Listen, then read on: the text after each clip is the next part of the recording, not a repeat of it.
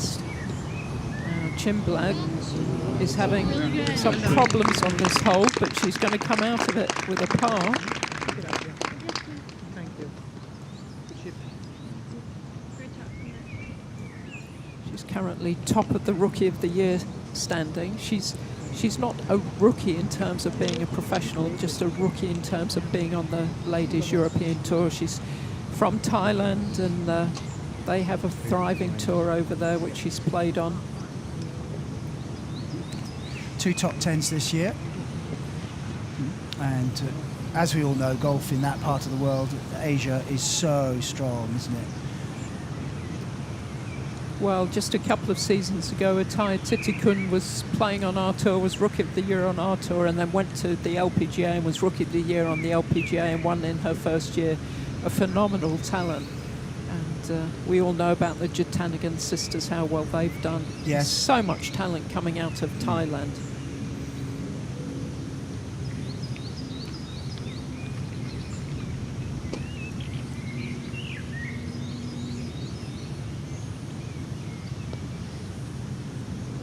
For the outright lead.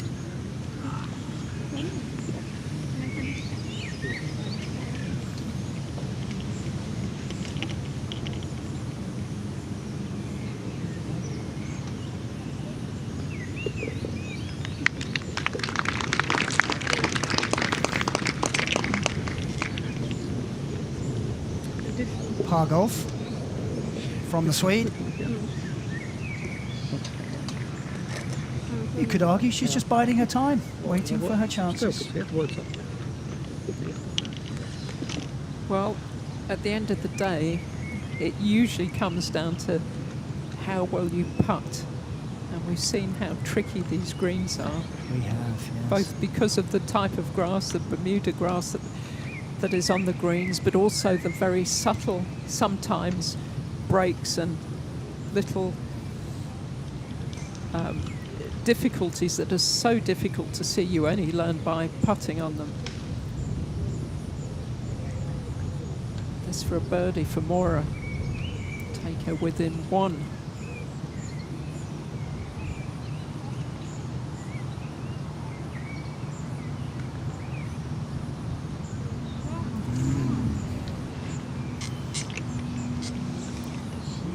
Opportunity missed. Yeah. Mora stays at 8 under, 2 behind the joint leaders. I think it's great, the design. The par 5s are all very birdieable, but you've got to play them well. You can't get away with not hitting good shots if you're going to make birdie. On to another par 5. Gainer. Oh! Better than birdie.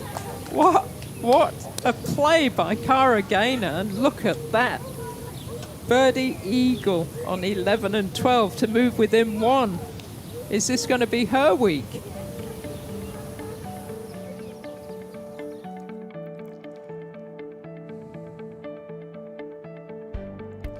Well, it's all happening. It certainly is. Cara Gaynor chipping in for eagle to move within 1 of the lead. Held jointly by Fumstuk and Schelke.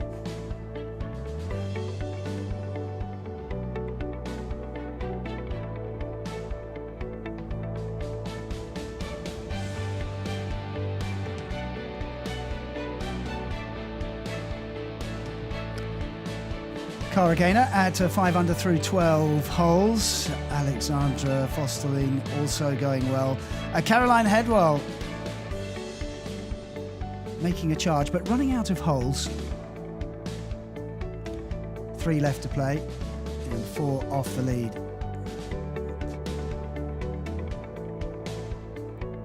Carmen Alonso in the top 10. So too Nerea Iturrioth.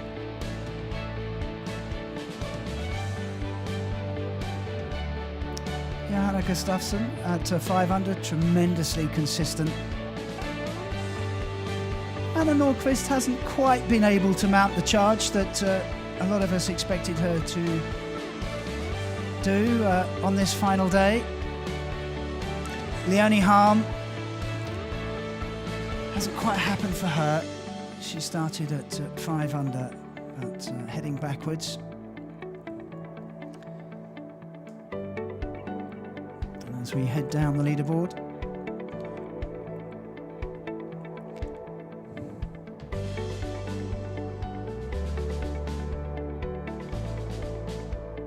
difficult days for Clara Manzolini, Christine Wolfe as well.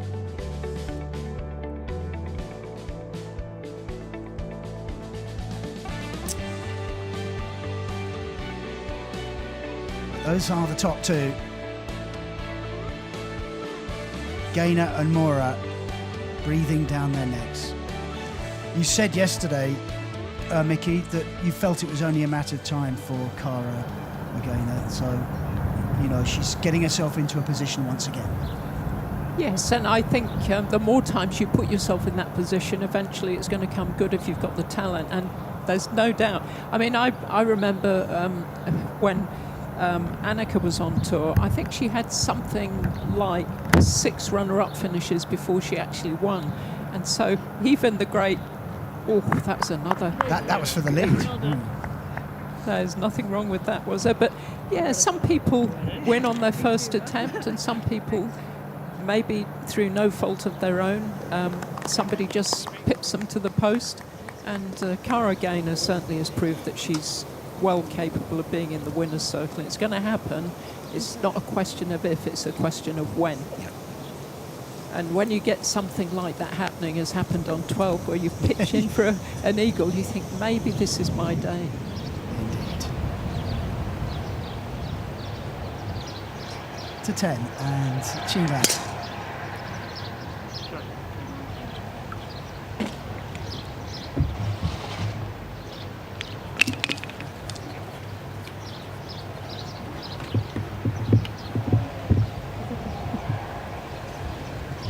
Splits the fairway as she begins her back 9.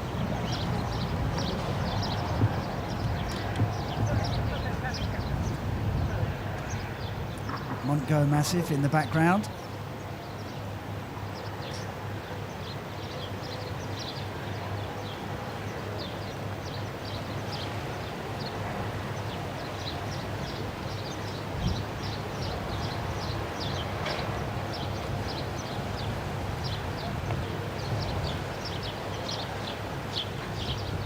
Just the one blemish so far on the card of Charlotte Mora, the course record holder.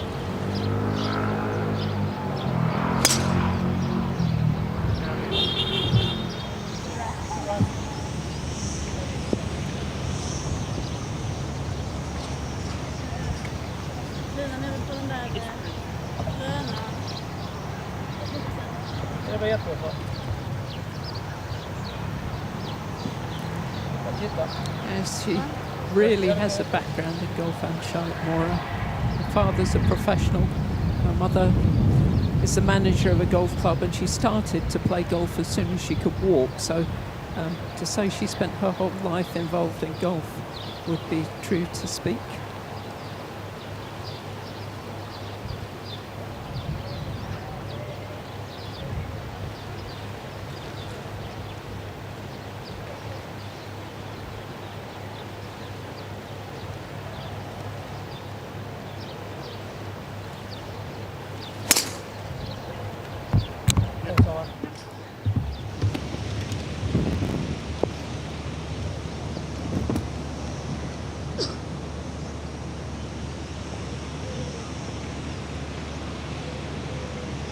Let's assume she found the fairway.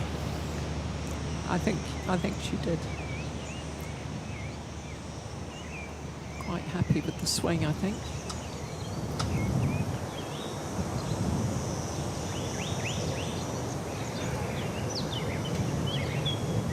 Correct with the aim point.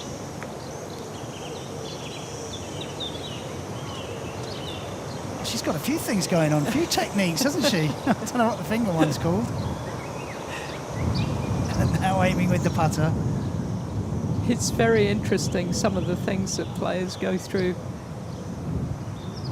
It's all so much more technical now than it was when I used to play regularly on tour. And it has to be said, slower. Yeah, I do agree. Sometimes I think you can, overthink things, and it's not necessarily. I know the ball's static, but you can make your routine continuous rather than stop, start, think too much. I don't think it does anybody any good. Well, that was an important putt.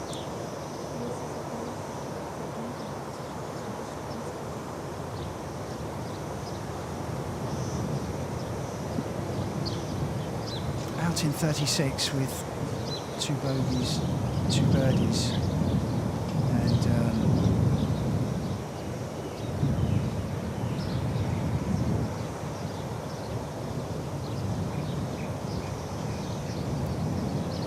another rookie on the Ladies European Tour. While it's a bogey, her 3rd of the round, and that has set her back. Now 5 off the lead. Here's someone heading in the right direction.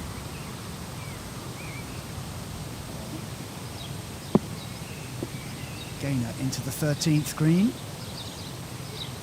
She'll stay there. Well, that gives you an idea about the slope on this green. It really does run off. She did well to get the distance right there. Anna Nordqvist for birdie.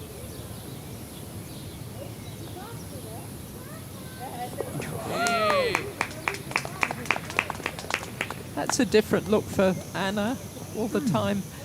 Many times I've watched her. I've never seen her wear socks like that before, but maybe it's good to change things up, isn't it?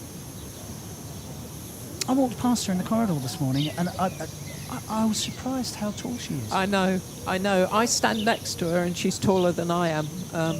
Yeah, she is very statuesque.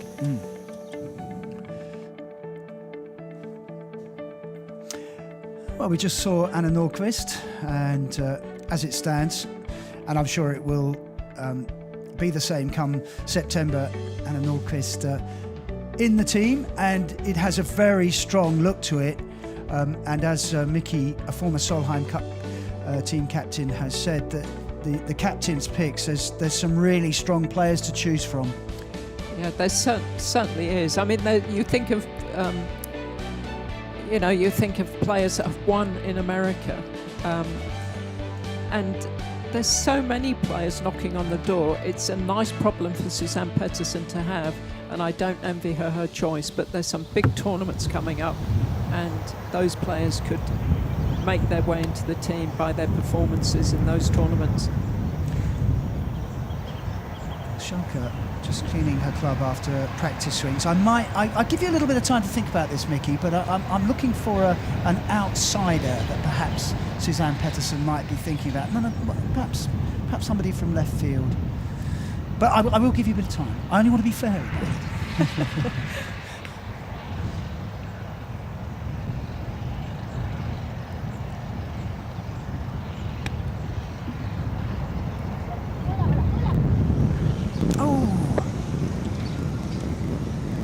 Misjudgment. Well, it wasn't far off being very good. You can see how close she had to land it, just to the right of that bunker, and it was probably a yard offline.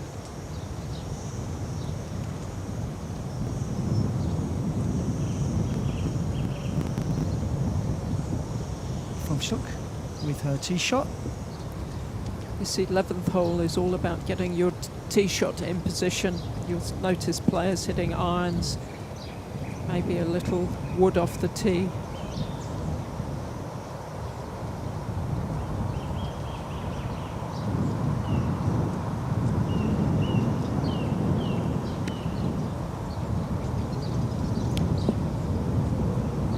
That's difficult because you can see how strong it is downwind.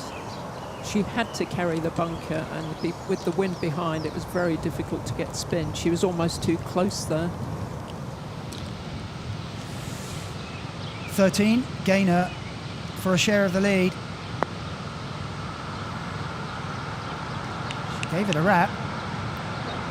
That was a really good putt. She had to really sort of wallop that, if you like, to get it up. It was not only uphill, but into the grain, and she made a good job of that. That gives you an idea about how much downwind this shot is.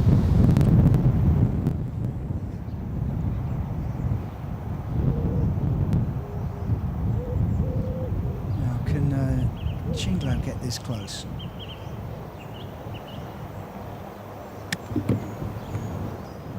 See how little a swing she made there. She played that really nicely.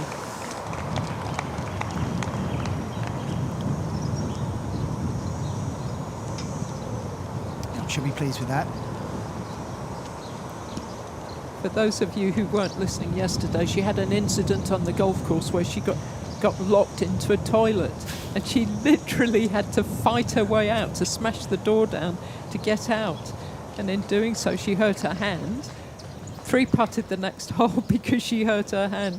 But she was laughing about it, and we were laughing when she was recounting the story after her round. But no ill effect. She seems to be okay today. And her caddy dropped the GPS in the toilet as well.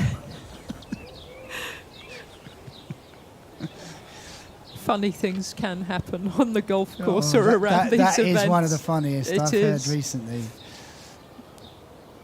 But she was laughing about it, wasn't she? She told the story so well. She certainly was.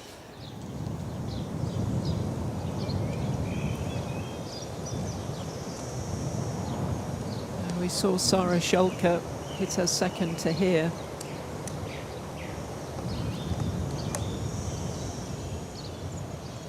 Should be a fairly straightforward shot. She's got plenty of green to work with. Even with that strong wind behind her, she should be able to get this reasonably close.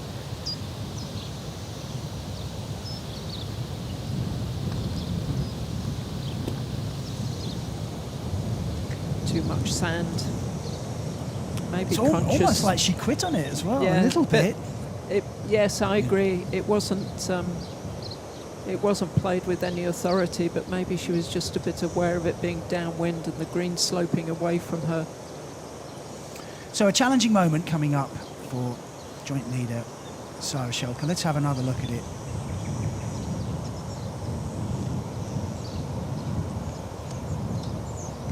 I think she took a very short swing on that as well. Didn't really generate any rhythm or speed to the shot.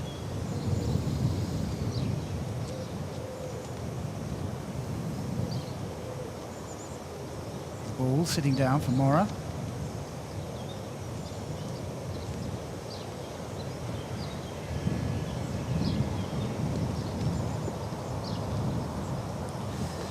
It's nicely done.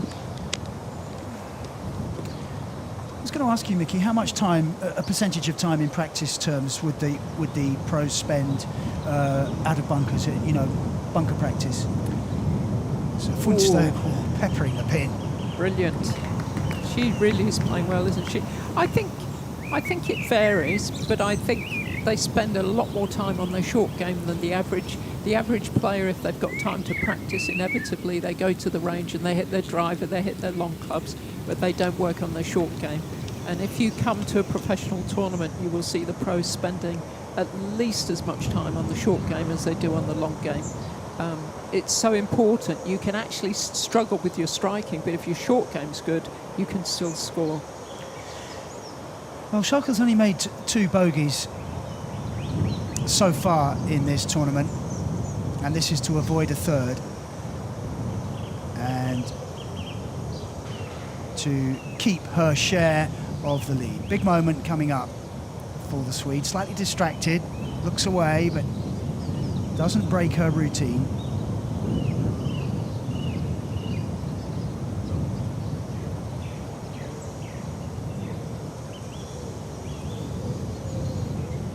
It was a good effort, wasn't it? But it was the bunker shot, wasn't it? I mean, I suppose it was the 2 shots, the slight misjudgment, or the, as you quite rightly pointed out, very nearly got it right, but the bunker shot compounding the error. Yes. Yeah, she just needs to keep her head together. She hasn't done too much wrong. She's still in there. She's still up there. saw Funstock's shot in and the hole ahead, so she's got another opportunity for birdie, and they could be a 2-shot swing. Indeed. In a moment.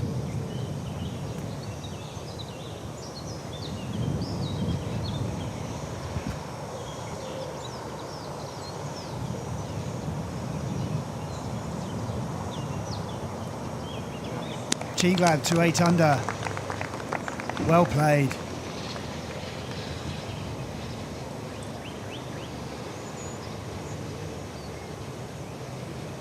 Very nicely done. Great drive. Lovely little pitch, wasn't it? Yeah.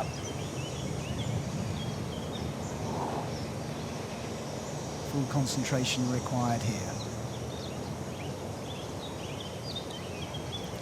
You see quite a lot of players do that. They mark their ball, put a line round the circumference of the ball, and they line that up on the line they want to start it. And you saw there Sarah leave her marker in just in case she needed to readjust where she'd lined that line on her ball up. First drop shot of the round for Sarah Schelke. She goes back to 9 under. And Funstock is out ahead all alone with a birdie putt to come.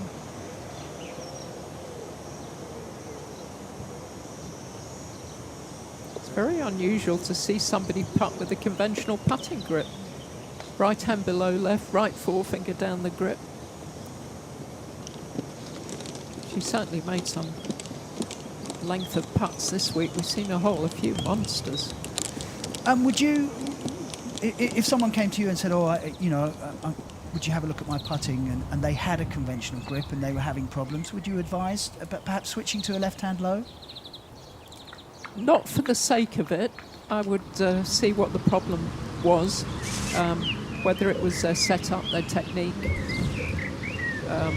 Not necessarily, but more and more you do find that tour pros and the top players putt with their left hand below the right. A, to keep their hands out of it, B, to get their shoulders level so the putter is working nicely close to the ground. Oh!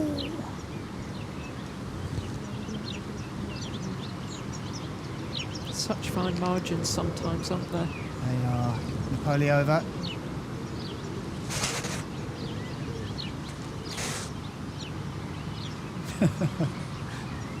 Don't understand that at all, she says.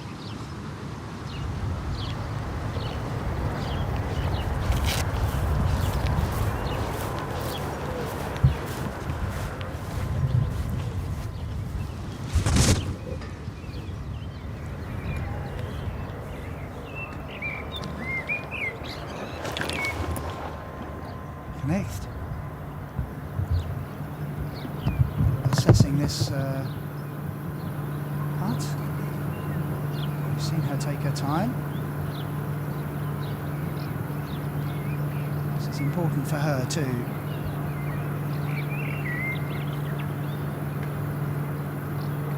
To be fast.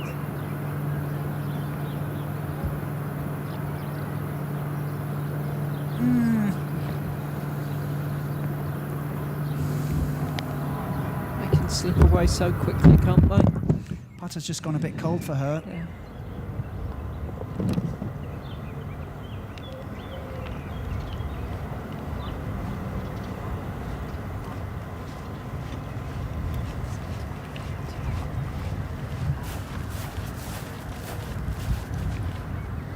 So, big moment in the tournament.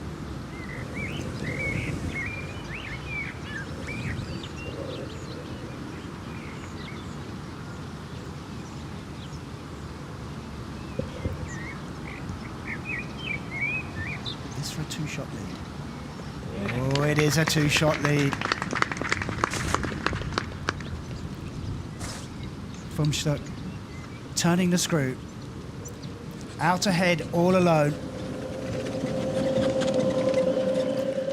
I have to say it's great to see her back playing some really good golf. She's had her struggles with her fitness. She's back injury, yeah. Back injury. When she came out on tour and I first saw her play, I thought she was very talented, and As I say, she made great progress and then had those back problems. Look at this. Good heavens. We are seeing some great golf, aren't we?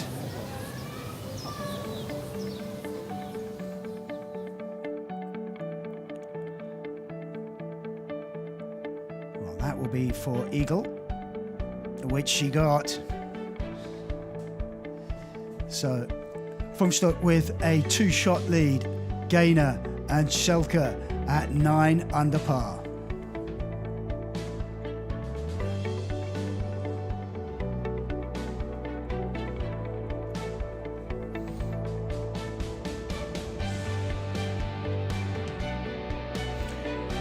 When you look at it, Mickey, obviously Fumstuk making a move, but it's still very tight, isn't it?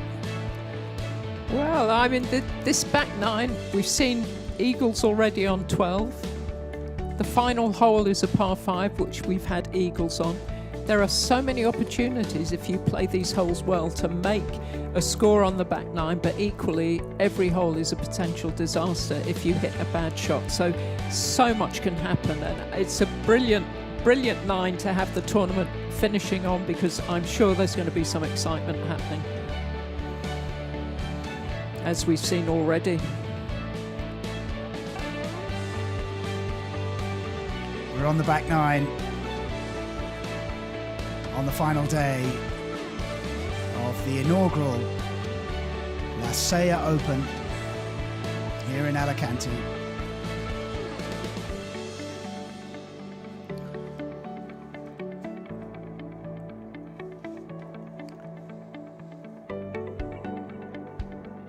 Some of the names on that leaderboard would have hoped to be pushing the leader, but not to be. Ellie Givens started the day at 4 under. Leonie Harm started the day at 5 under. But just not able to find that extra gear.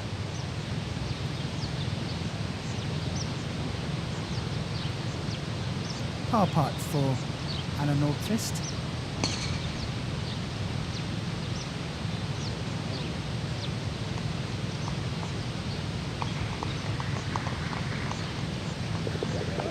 She stays at 6 under.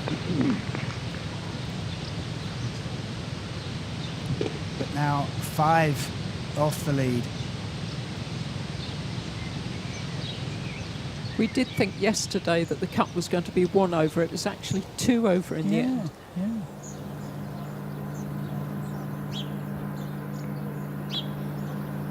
Well, this lovely par 5 with the trees in the fairway.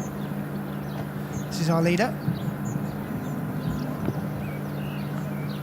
We've seen if that's far enough along on that side, she's going to have a shot to the green.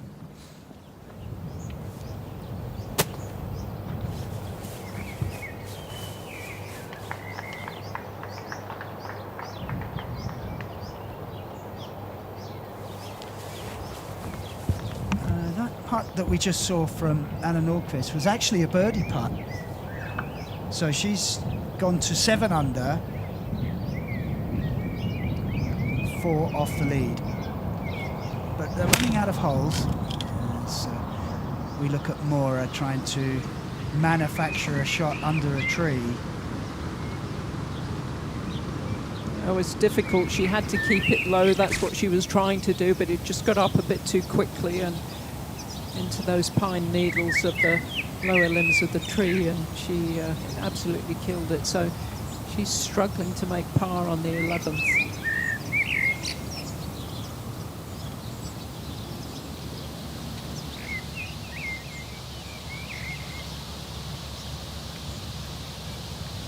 Jean Glad in good position. So they will pitch to this 11th green.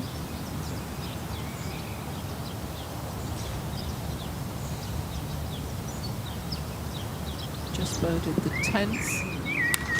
She's got another opportunity here on 11th.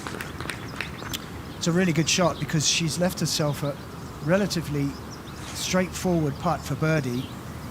The pin cut a little bit closer to the bunker, but in a forward position. Previous 2 days it was at the back. But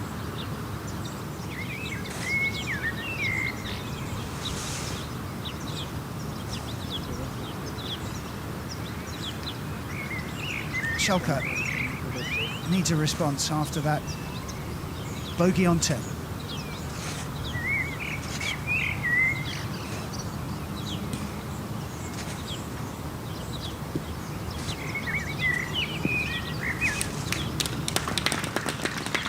There's a bit of a backdrop on that green. You can see how the green rises up, and they're both on the right side of that, so very makeable birdie putts. Yeah, that would be the area of the green that they're aiming at.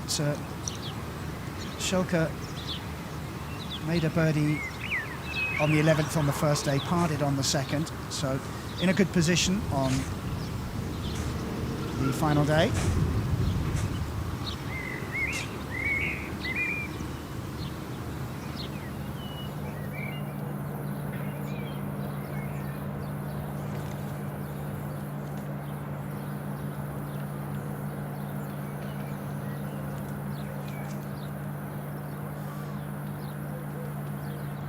It's the 12th with the 2 trees. We can just see Fjumstok. She's by the first tree. A little bit of an awkward approach. Turiath.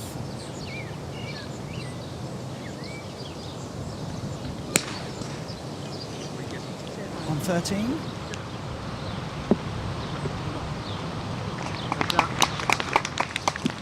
It's the best shot we've seen so far on 13. Terrific. I just Yeah, say she it. likes it. At this point, there's 2 amateurs, Spanish amateurs, have made the cut. Andrea Revoluta, she started at 3 under par and she's still 3 under par. Carla Bernat, who was started at level par, is 3 under for her round, so Whoa, they're yeah, going along quite yeah, nicely. Yeah. More Spanish talent coming through. Well, this is interesting, isn't it? She's got the wood out. There's some risk with this. I think she's going to the right of that tree in front of her. Oh, yeah, that is a little bit risky, isn't it? You can see the edge of the stone wall on the right-hand side, and that is marked as a hazard. It's not actually a hazard, it's where the green staff are growing some grass. Oh! Where has it gone? I don't know, but it hit something, didn't it? It hit the lower limb of that Yeah. tree in front of her. Yeah.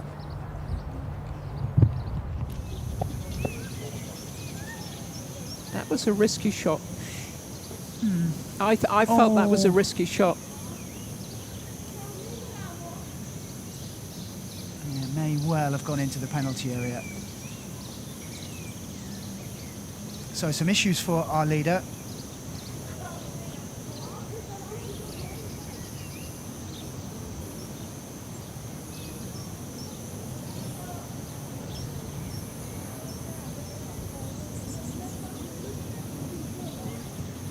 Napoli over.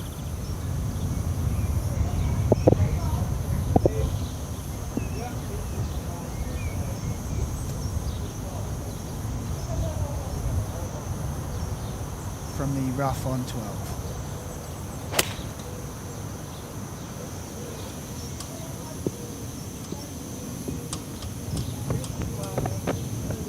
Well, it was right at it and just had no control over the ball from the rough, and she finds the bunker at the back. Things not going her way. No, she had plenty of club, plenty of power to get there. Her putt on the previous hole horseshoed out, and now she's gone through the back of the green on the next hole.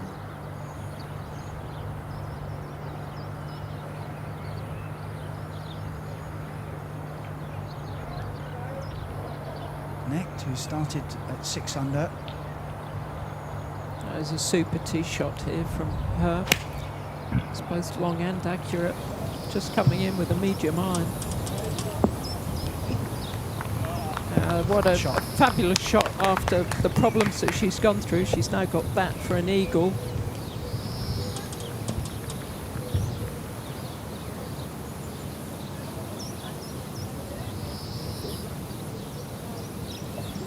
Well, we'll find out where Fumstuck's second went shortly.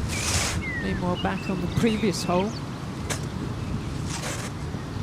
Looks like it's Chin Club to go first.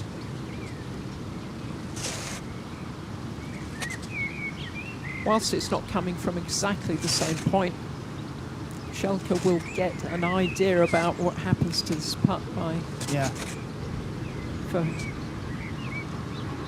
give her an idea what she should be doing.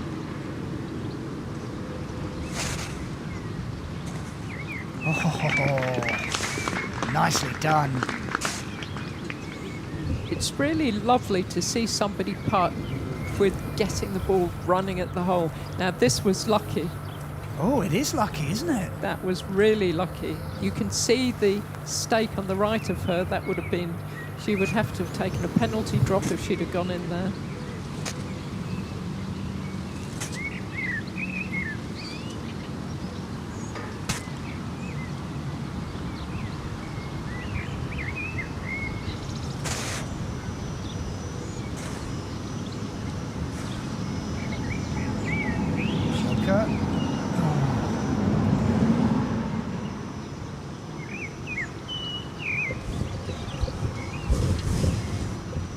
Well, I suggested she had to take the opportunities when they came along, you know, having played a very conservative front nine, but that was an opportunity. Yes, it was. She's just got to keep her head, not start to get too down on herself. Fumstuck. That was really sitting down. Lovely rhythm.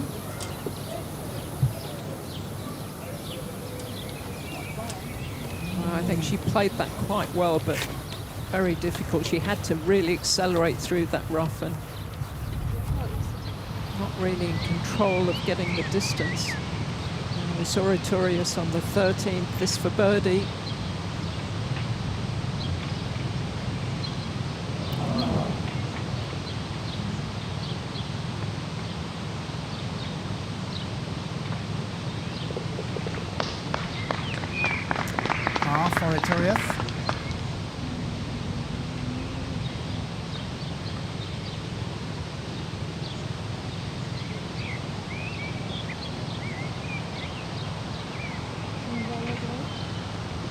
We're on the back nine in the final round of the La Sella Open, the very first one. And Fumstuck has a 2-shot lead.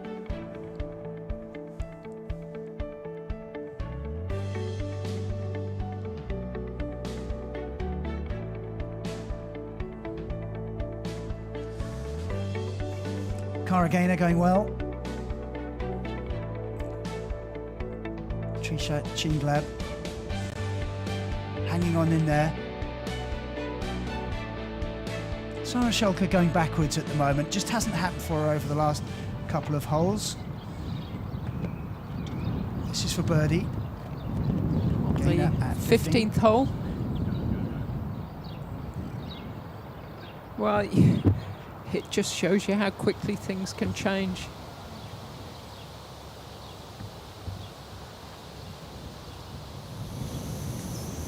You have to say that was a poor putt.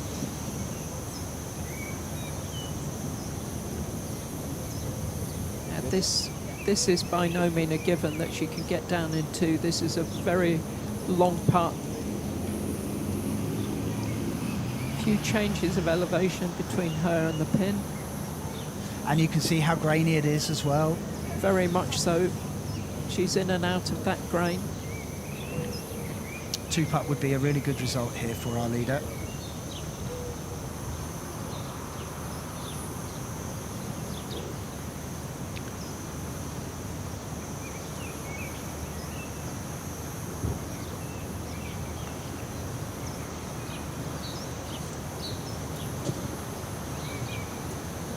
Going. As you say, not a given.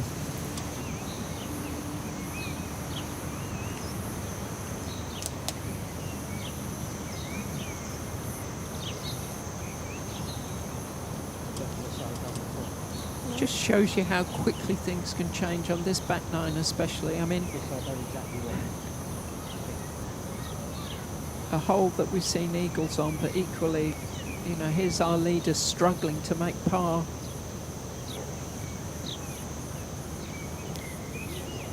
On one of the shortest holes on the course, Cara Gaynor also struggling to make par.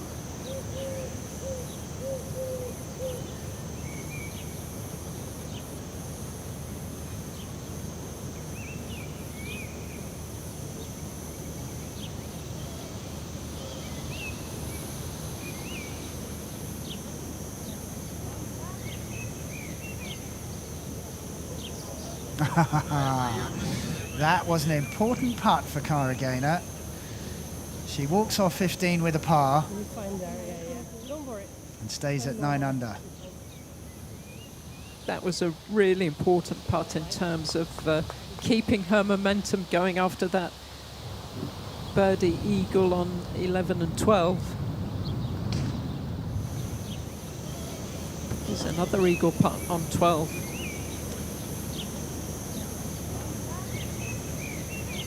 Come on.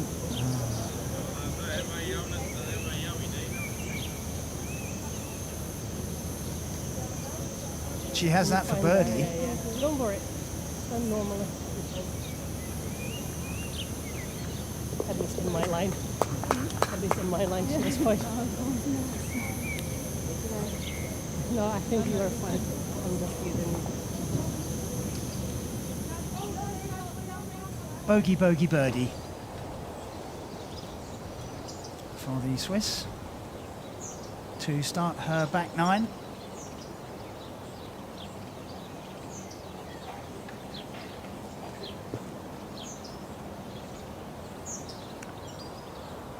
Our first look at Tiffany Arafi on 14. Longest of the par threes, this one. Made birdie here yesterday.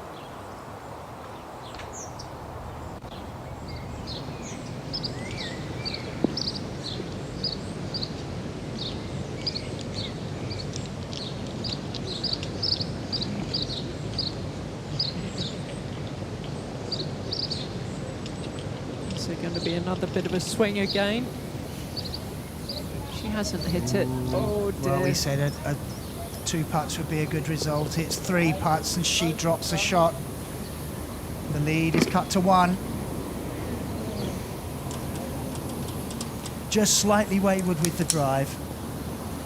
I think to me the error was in what she tried to do with the second shot.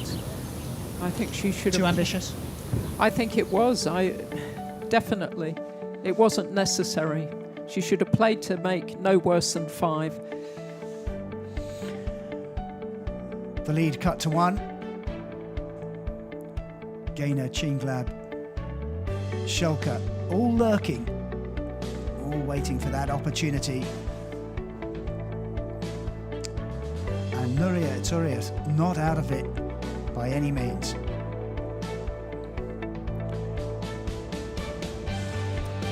We did have that little look at Tiffany Arafi. It's a story, isn't it? She has a story. Yes, absolutely, even though she's from Switzerland, as indeed this player is. Vanessa Connect, but Arafi, she went to high school in America in Orlando and discovered that she had MS. And she went there because she wanted to play golf. That's a lovely tee shot by Connect. So Arafi went there so she could play golf and study. Found out that she had MS and obviously was devastated by that diagnosis, but she saw some expert people over there. She got some medication. She got a program for dealing with it, for coping as best she can, and carried on her studies. Then she got a scholarship in South Carolina continued playing her golf and her studies, and then decided she was going to go to the LETQ school as an amateur. She actually qualified for her card and then decided to turn professional before she graduated from college, but meanwhile handling her MS all the way at every tournament, all the time. And it's a great story. I mean, she's passionate about her golf, passionate that she wanted to be a golf pro, and she's still living the dream even though with her health struggles, and it's great to see.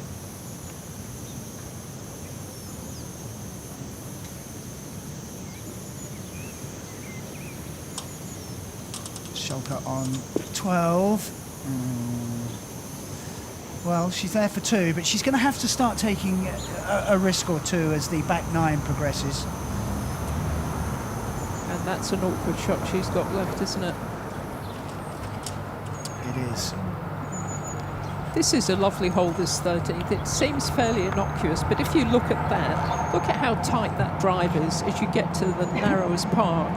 The trees on the right, they sort of overhang the fairway. So depending on where the pin is, and today it's 5 yards from the right, you ideally want to be centre or left of centre to give yourself a clear shot to attack the pin.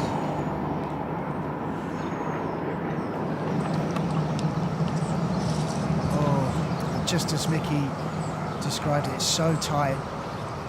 Is it sitting just off the grass?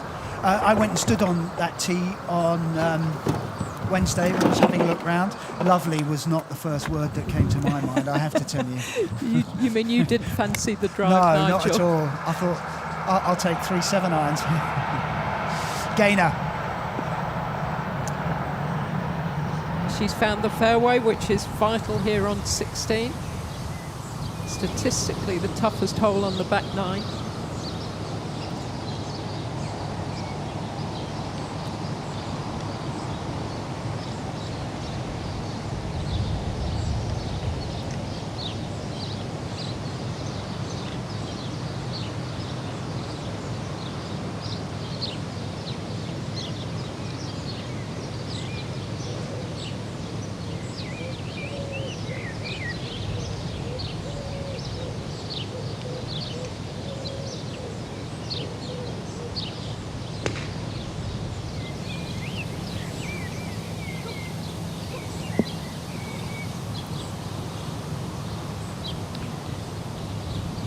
Well, she'll have that for birdie.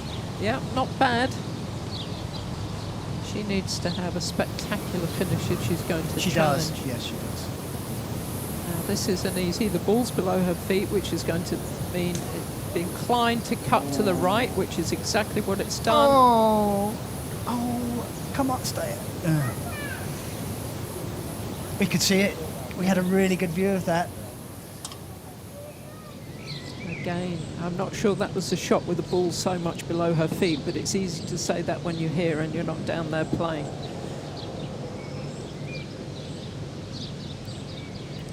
Come on, Rafi Tiffany. to stay at 4 under.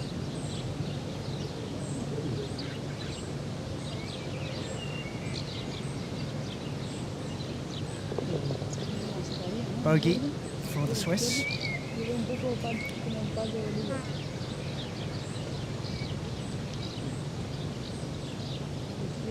She drops back to 3 under.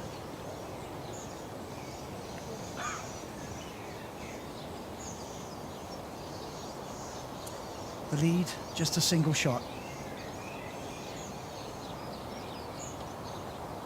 All those players on the back 9, we're heading towards the finale. Well, it's fascinating what's happening, isn't it? I mean, Gainer's just gone through a great spell, and she's a few holes ahead of the overnight leaders, so she could post a score, but that looks like it's a ball of Laura Fundstück.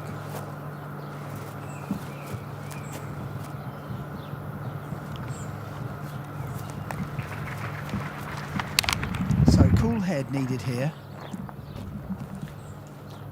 As Mickey said about 2 of the shots we've seen recently, it's about decision making when you're in a bit of trouble. Yes, Maybe, sorry, Mickey, but maybe that the decision's made for her. I don't think there's any way through this. it doesn't look as if there is.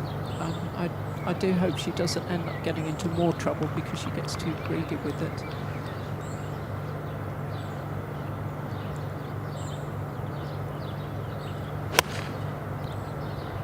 See, it's fairly straightforward if you get the tee shot in the right position.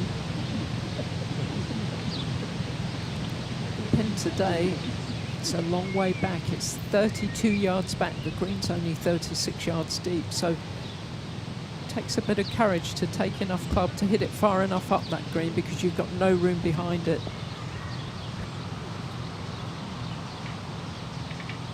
Yeah, she's doing the only thing that realistically she should be doing. I mean, there's no way through to the green here. Just get it in position, take your medicine, don't make any worse than bogey. Well, Did need to find the fairway there. she did, and now she's still got problems because she hasn't reached the fairway, which means she'll not be able to have a really direct shot to the pin.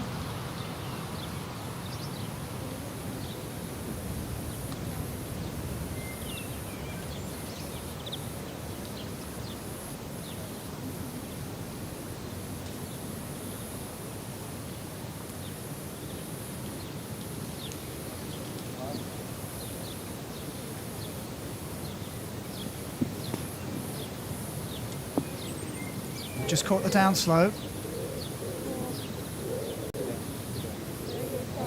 Well, that wasn't bad. It's okay, yeah. As you say, she actually needed to carry it a bit further and it wouldn't have gone so far forwards. Holy over. Yeah, that's a good shot. Yes. That's an excellent shot. Come on. Brilliant.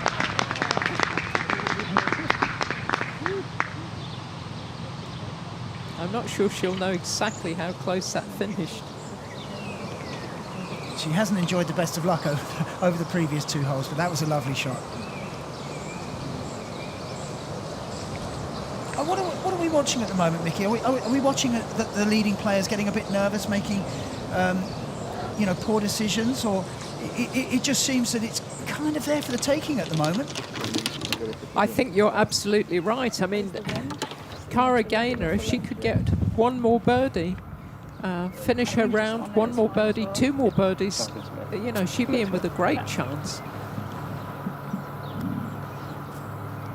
Laura Funchstuck has been in a position where she's led before, and as previously, she seems to be struggling with being in that position. I mean, I really do hope that she can settle down and go back to playing how she did before things started to unravel a bit on the last hole. See how much her ball was sitting down there. It was, yeah. Go on, run out, go on, keep going. It was a good shot from there. Just going to stop there. So as you said, I mean, you said she's just got to get out and think about bogey. So now she has two putts to do that. Well, she's not going to make worse than bogey, hopefully. Yes. There's a lovely hole, this 16th. Has that one gone a bit left? It's heading left. Well, I mean, this is amazing, isn't it? You couldn't pick who is looking favourite to win this tournament with just a few holes left to play. I mean, somebody could have a run. The title could be theirs. Has she read it? Ooh. Oh, yes, she has. Well, talk about someone making a run. I think we're looking at someone who could make a run. This is reminiscent of what she did just about 6 weeks ago in the KPMG PGA Championship, and she put a fantastic final round together and moved right through the field to finish third. But I mean, if she could post a score, she's only 2 behind the lead now. She's the class act in the field with 3 majors to her name, but very, very experienced Solheim Cup player, and you know, as I mentioned, I saw her this morning. She just looked focused, determined. It's the final round. This is where I, you know, come to play and bring my best. Next.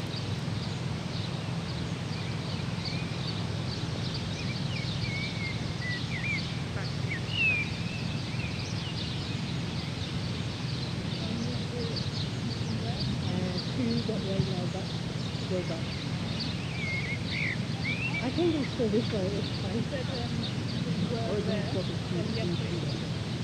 Schelke for birdie. Oh.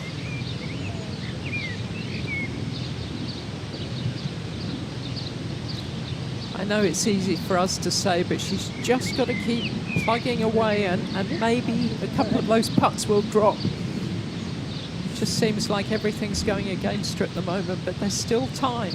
And she's only one shot off the lead, and I mean, obviously she won't know exactly what's going on around her with the players, but it is there for the taking, and she shouldn't get too despondent. And like you say, just focus on plugging away, and when the opportunity comes, she's got to take it. But she hasn't done that today. That's twice she's had birdie putts, and she hasn't managed to convert them.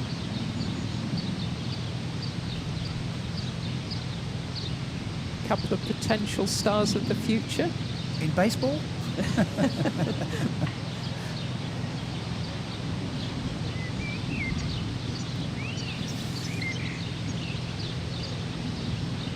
Funchstock for par.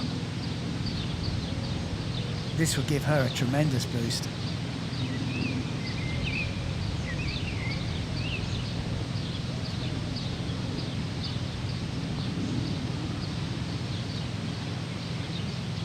Oh, well done.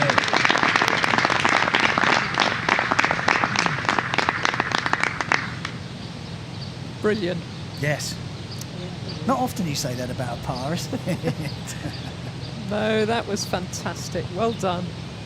It could really have unravelled, couldn't it, after that bogey on 12, but she's kept it together. She's maintained her one-stroke lead. But for how long? The putter's been working brilliantly the last couple of holes.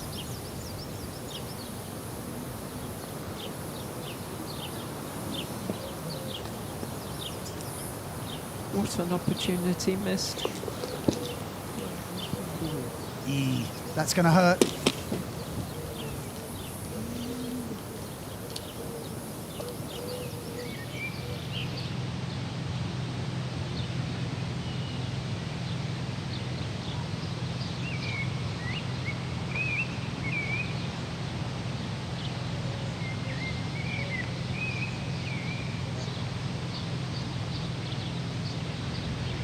I wonder if she put that nail varnish on to match her outfit, or her outfit to match the nail varnish.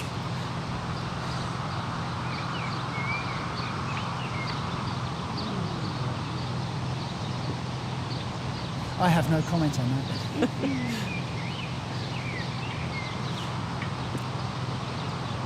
There's such fine margins. I mean, she struck a beautiful putt then. It just grazed the edge of the hole.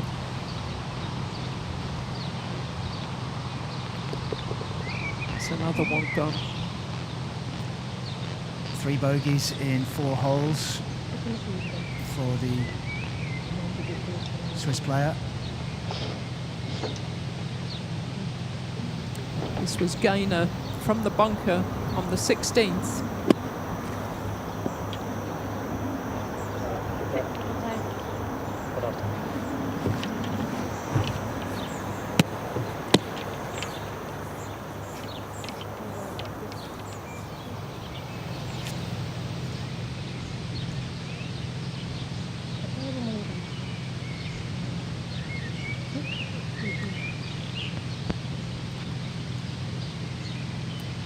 Saw this shot in, didn't we? It's really lovely.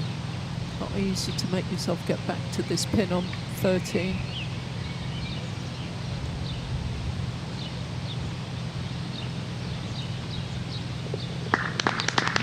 It's right under.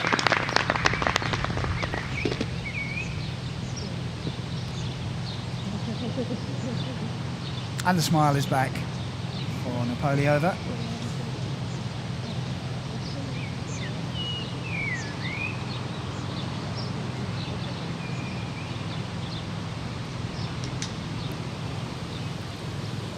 Final group of the day, reached the 13th.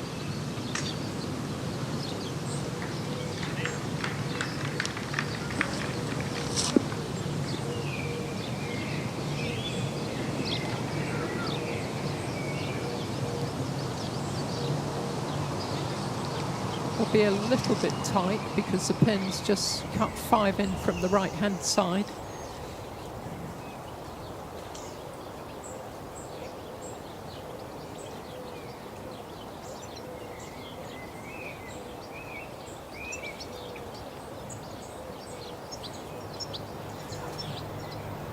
Up ahead on 16, gainer for par.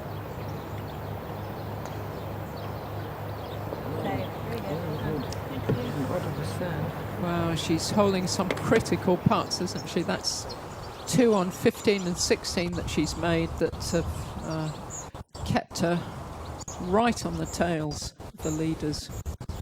Or the leader, I should say. Yeah, she's Who within is the one. leader.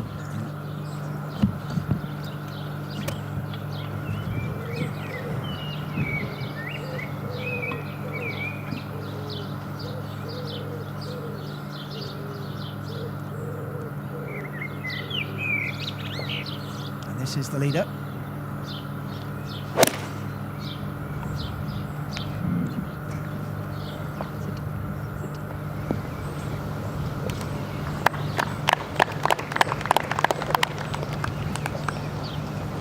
Pin high. It's an opportunity. Not sure if there might be some mud on the ball. Do you know, I was just about to say the same thing. And she won't be able to clean it because it's off the green. Yeah, That's that the could be only an thing. issue, yeah. Good spot, Mickey. Funchtuk leads by 1 on the final day.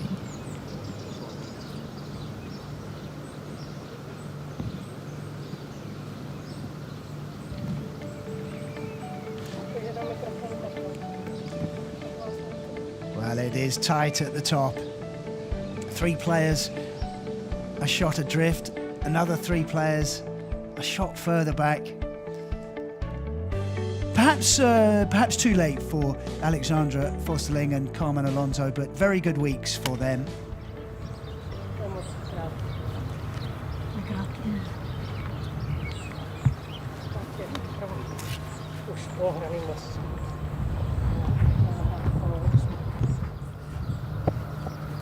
technically a birdie putt, but it will be a good one were she to make it. It's quite away from the hole.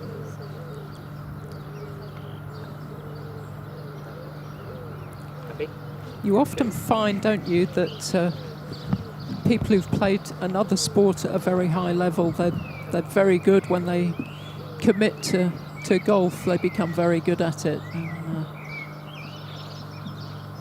Polyova, top-class soccer player. It's football, Mickey.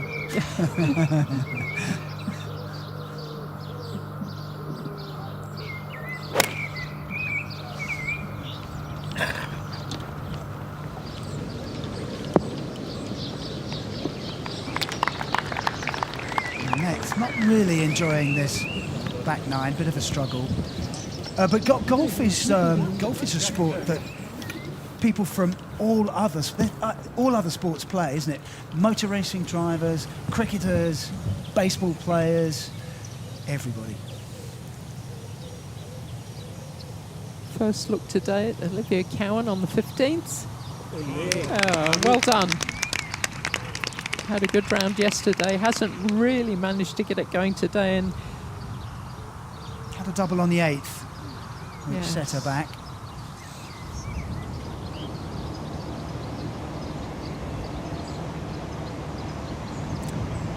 first time we've seen Leonie Harm today, the German player.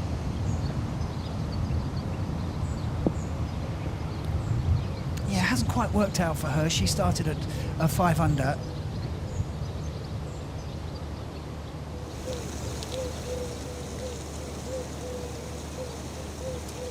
see a game by that pin position today, ideally you want to be in the left side of the fairway, exactly where Anna Nordqvist was in, but not in the rough. We can't see her ball, can we? It's that deep.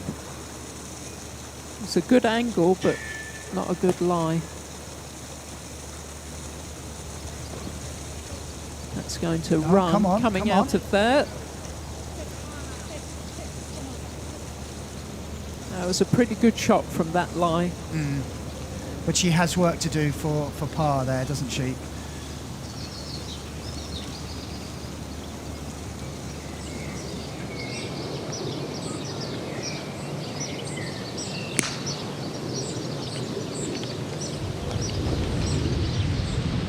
Schelke is short of the pin on 13.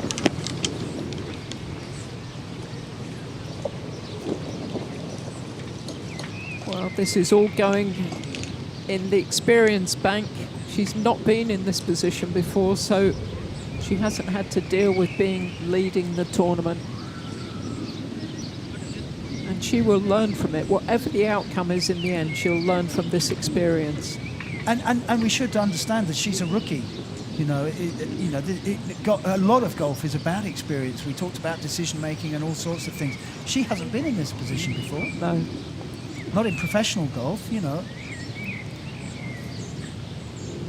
You can play all the college golf you want, but it's different out with the pros.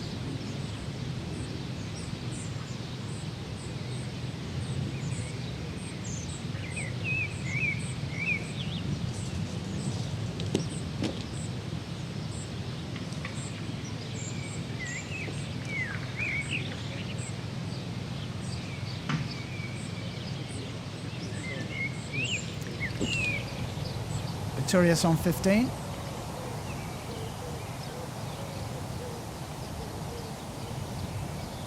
Oh, to 9 under.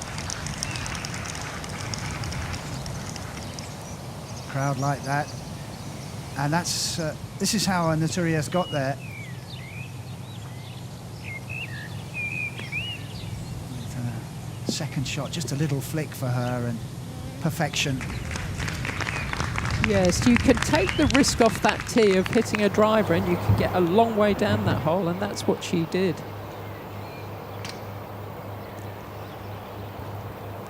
Last of the par threes, the 17th. Cara Gaynor's got there.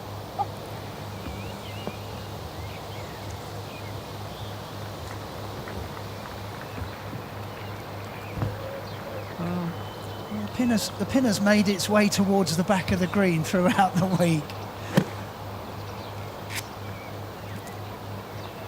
I just think it's brilliant. You can make this course harder, easier by the pin positions.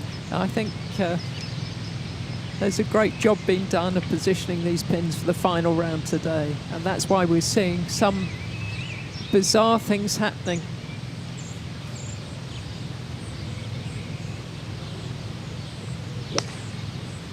Seems to have one of 4 players on 9 under and 1 off the lead.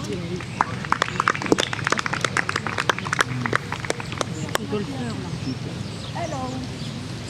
Touch long.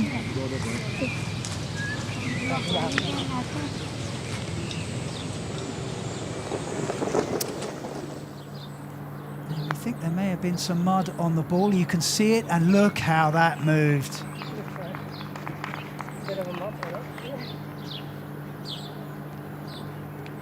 That's very unfortunate. Now she can clean it. Look at that. It's a big globule of mud, isn't it? That's like having a lead weight on one side of the ball.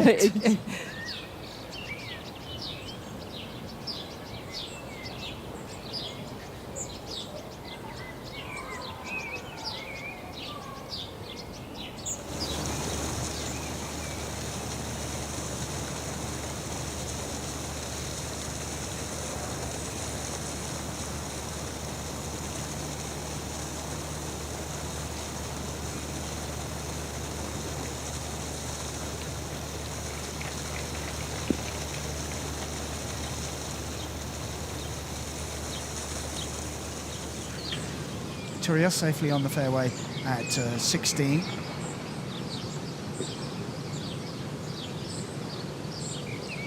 As I say, of the top players, she has won 3 times, but it's been a while since her last victory, so hasn't been in this position too often recently.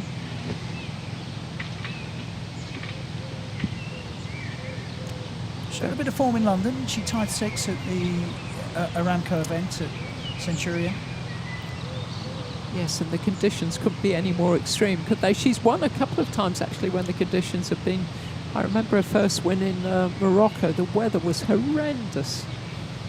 And she obviously doesn't mind. She's obviously got a very good attitude. I think that's the key when you play in horrible conditions, not to let them get you down. She's obviously much more used to this, being from Spain.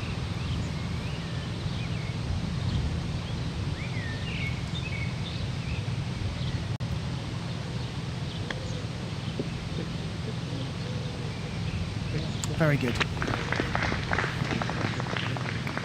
Very, very good. From Mora.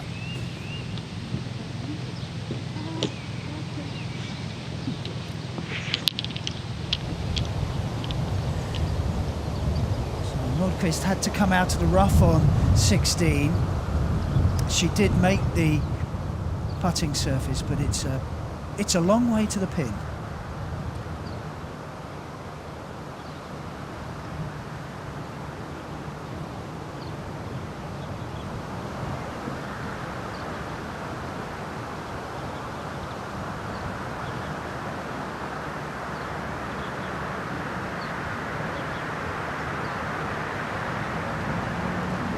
Really, really good.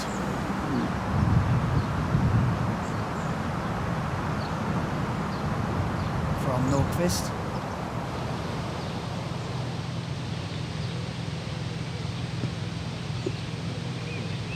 Schindler. That was awkward, wasn't it? Her Yeah. ball really was sitting down. She had to sort of play that sort of shot, stab it out.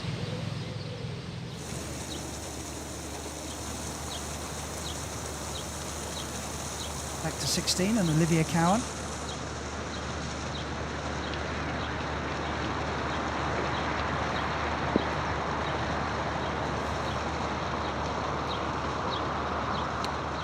The hardest hole on the course, 16.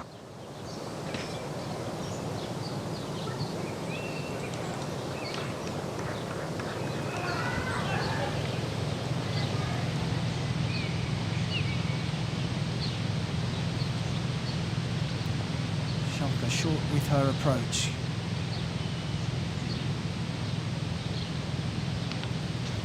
It's difficult when you know you've got a long putt, it's uphill. Easy to race it past or easy to leave it short, as she has done. Not easy to get the distance. Absolutely right. There's another long putt. We're seeing a lot of long putts with some of these pin positions, but that's pretty well done by Gaynor, but she's still got some work to do. This will be the most popular club that the players will be taking off the 15th, some sort of little hybrid.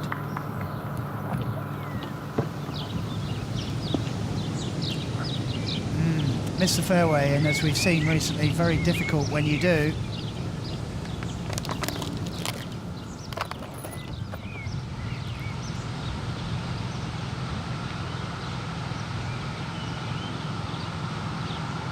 Schalke to stay within one of the lead.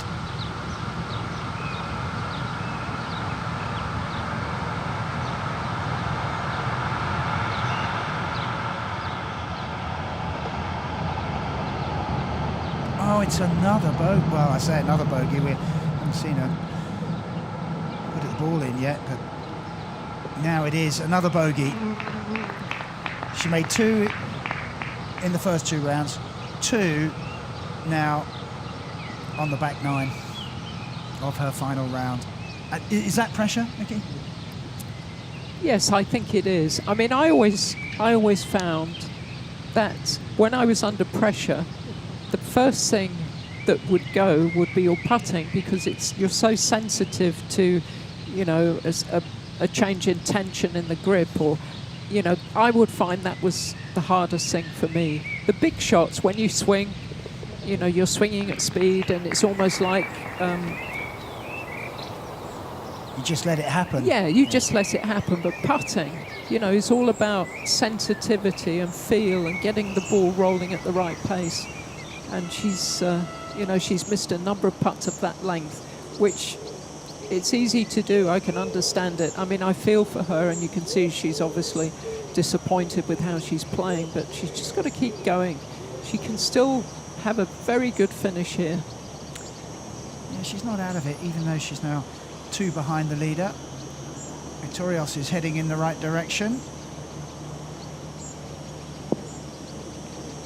That was a good shot, wasn't it? Excellent shot, yes. One of the best shots we've seen here on 16. Now another crucial putt for Gaynor.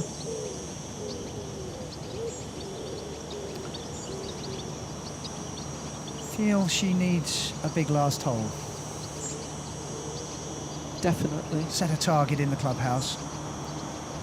Well, I have to say she's held some critical putts, hasn't she, to keep in that position, just one off the lead.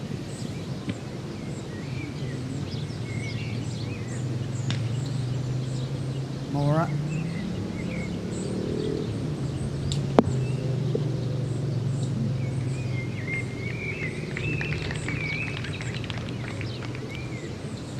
Little bit of movement in that putt.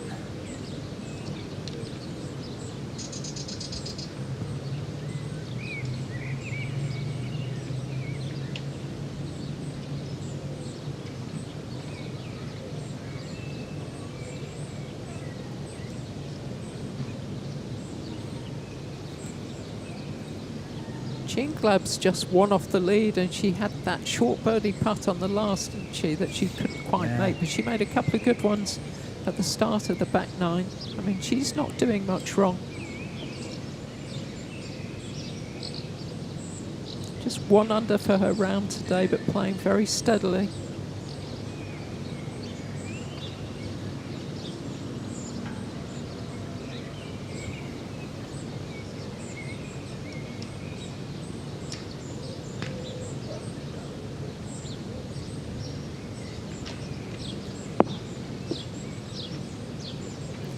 Yes, not bad. She's got a putt for a birdie here.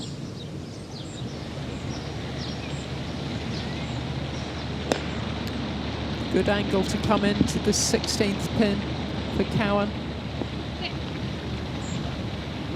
Coming round. Come on. It was a little bit unfortunate. It just went about a couple of feet too far.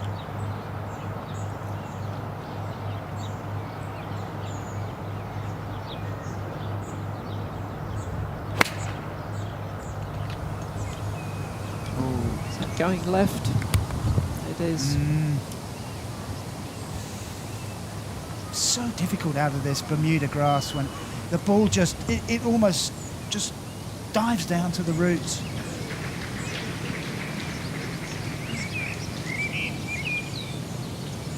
She's got a good attitude, Laura, very positive person.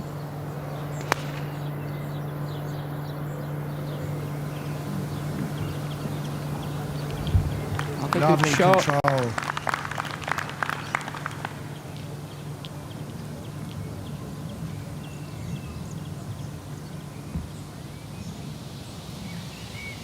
Here's someone else who changed sports. Cara Gaynor was a very good tennis player. I think tennis and golf go together, don't they? That shoulder movement. Yeah, it's just on a different plane, really.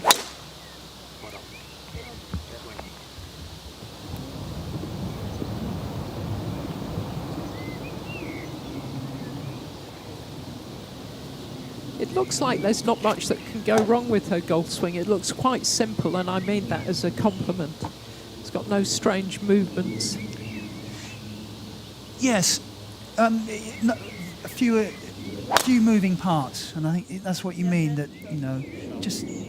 Yeah. I mean, I suppose, you know, if you compare it with someone like Kylie Henry, who we saw, you know, it's a very different kind of swing.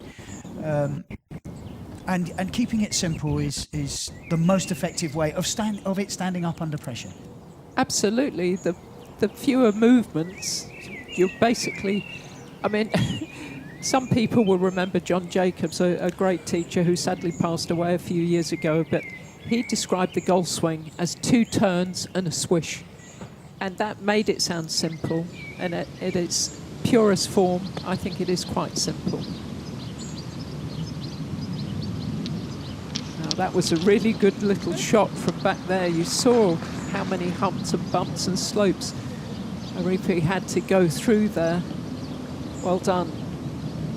He was one of the great coaches, though, John Jacobs, wasn't he? In fact, he was the mentor and coach of Elazabal, who designed the 3 courses here, and who, of course, he's won his 2 majors, his 2 masters, famous the world over, another great Spaniard. Had such an influence on golf here. Cowan.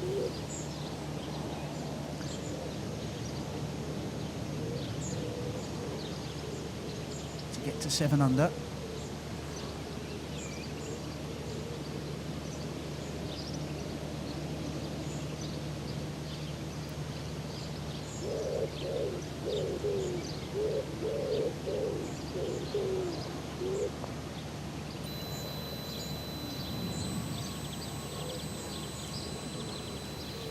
Didn't move how she expected it to at all. She's just had 1 win on the Ladies European Tour. She won several times on the Letters Tour, but really a model of consistency. Just her 1 win last year in India, and everybody was delighted. 4 top 10s this season. Heading for another one. Victorious for a share of the lead. And, Well, wouldn't it be a popular win if she were to finish many at the top of the leaderboard this week?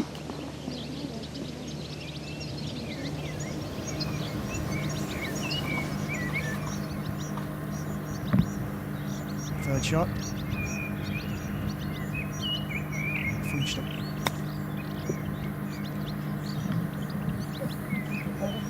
Good. She'll have that to stay at 10 under.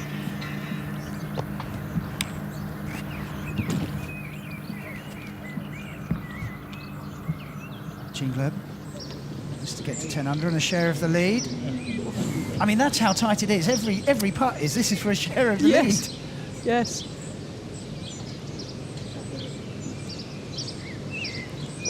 You can't help feeling that the 18th hole, with it being a reachable par 5, is going to have a big say in who ends up being on top.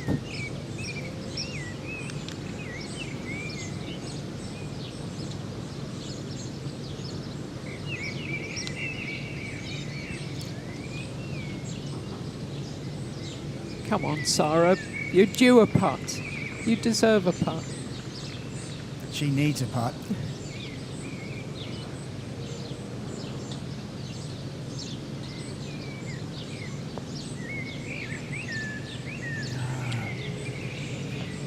She did, in one of her post-round interviews this week, she did say that the putter had gone cold a couple of weeks ago and she got it back, but it's just got away from her a little bit again and proving to be costly. Arifi. That would have been a good up and down had she made that. It's going to be a drop shot.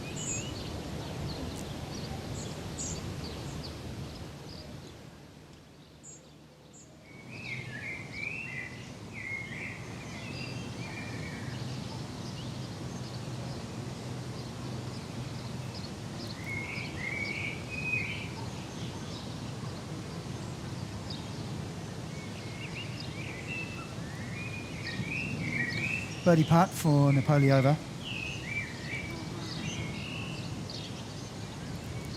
Well, she's not out of it, is she? No. She's 8 under. If she makes this, she moves to within 1 of the lead.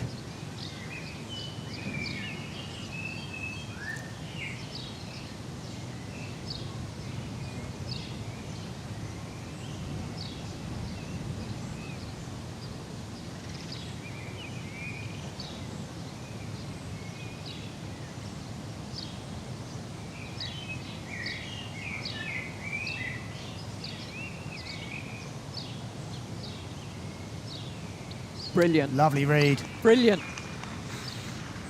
She moves to 9 under. Within 1. There are now 4 players breathing down the neck of Laura Fumstuck. 2 birdies in 3 holes.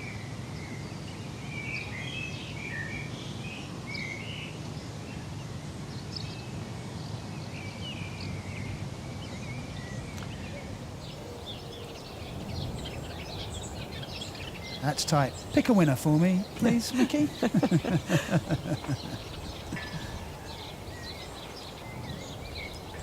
I think I know who the locals would want to win, Yes. and it would be a very popular victory were Noria Iturrius to, if she could convert the last couple of holes into a victory. But you know, any one of those players, certainly the 9 unders. As I say, with the 18th being a reachable par 5, anything can happen. And 16 and 17, 16 particularly not an easy hole, 17 is a tough pin position. We haven't seen many birdies on that hole today. No, I mean, this is fantastic. This is what you want, a tight finish. Yeah. Meanwhile, And you know, in an ideal world, we'd have you know, eagles and birdies, but that's not always the way it is. And this is it's just fascinating. it is. I mean, here's the next twist in this story. Can Laura Fumstuck hold this to stay 1 clear at the top? I mean, this is by no means a tap-in. Well, we've seen it all week, haven't we? Putts from this distance they're tricky, they're slippery, they're not easy to read. And especially as the day gets later, don't forget this is the last group out. She's in the penultimate group, but you know, it is later in the day. And here we go.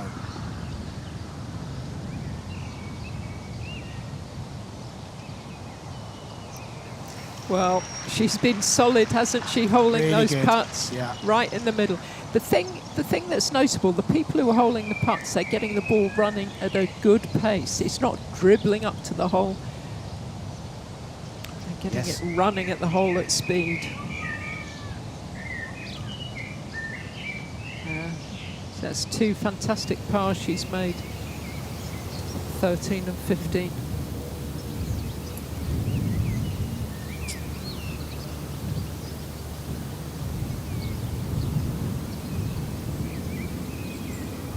Sorry,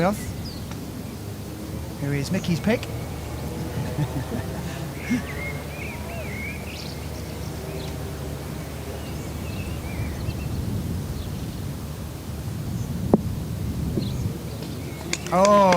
Oh my word. Best shot we've seen. Fantastic.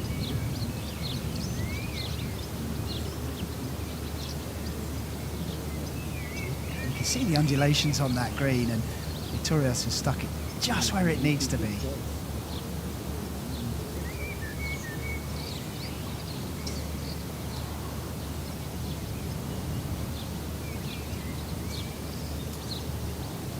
See if you can get inside that, Olivia.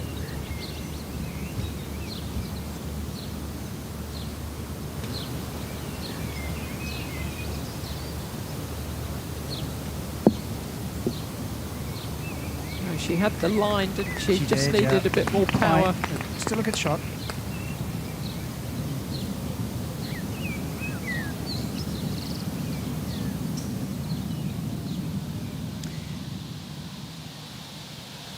Gainer on 18, this is her second shot.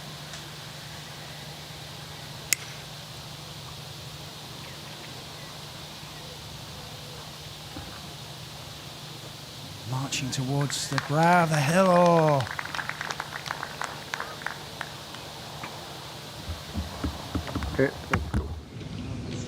Long putt for eagle.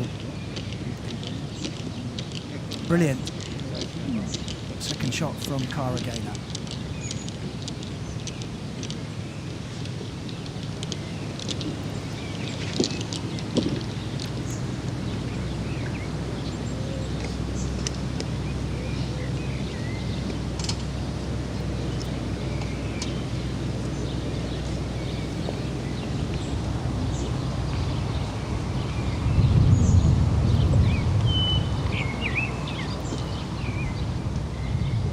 that's what happens on this course, and that's why I think it's such a clever design. Sarah Schelke, she's obviously hit a shorter club off the tee, so she's back up the hill. It makes the lie more difficult. She's coming in with more club. She's in the fairway, but by laying up, she's got a much longer shot in.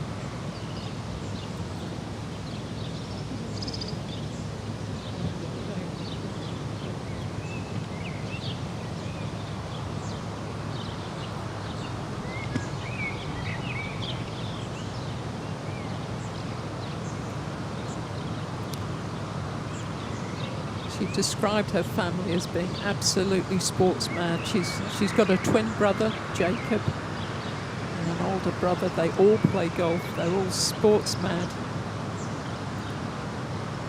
She said she's living the dream by being a professional golfer.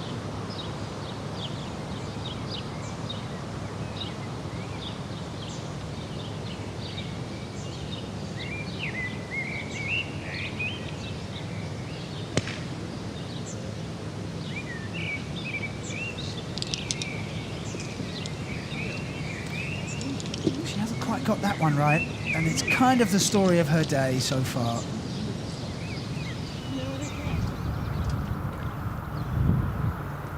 Only over. See that stream winding its way across the fairway. You want to get on that island, and you've got to go over that water to the green.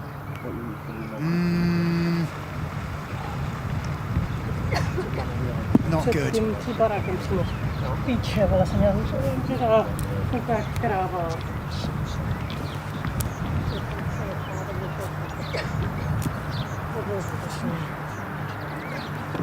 don't understand any Czech, but I don't think she's happy. Well, I do. I'm fluent in Czech, and I could tell you what she said, but I can't. It's not broadcastable.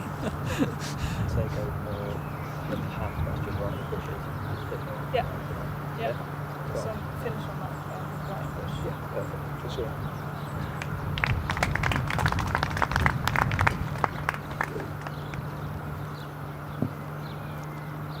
This is our leader.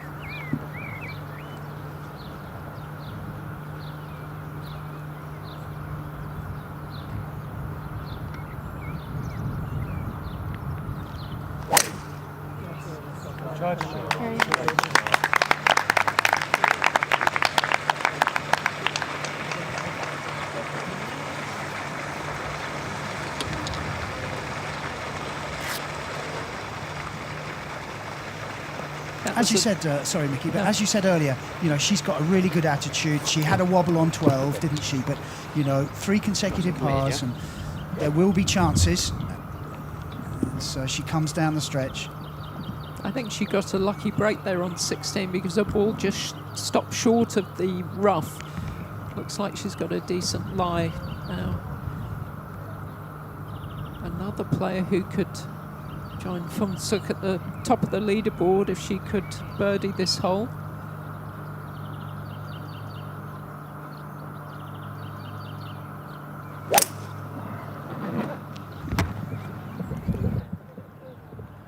She's got a chance. She's putting uphill.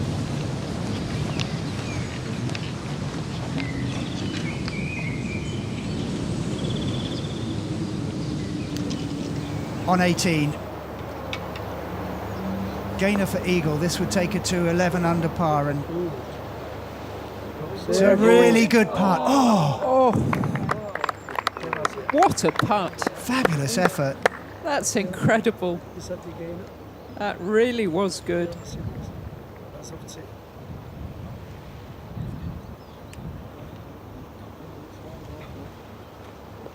She moves to 10 under par.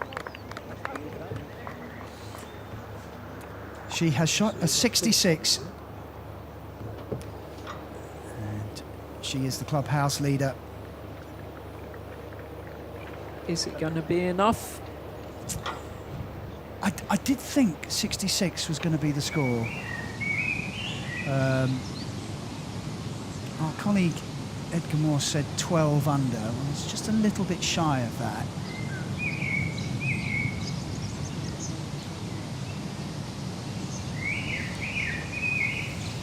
It's sorry to witness this, isn't it? After all the great golf that Sarah Schelke has played, you know, she's just really struggling. Victorious. 10 under.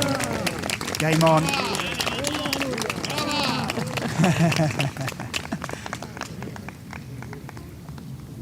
Her caddy is Santiago Simmermacher, Maggie Simmermacher's brother.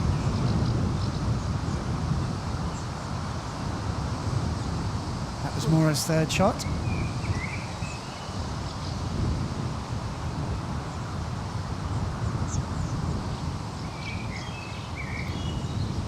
She'll Well. have that for par. What is going to happen? 3 tied at the top. Artorius got the 18th to play. My money's on a playoff. That's for temporary, which is camera towers and that kind of stuff. Building, so All right, just getting a ruling here.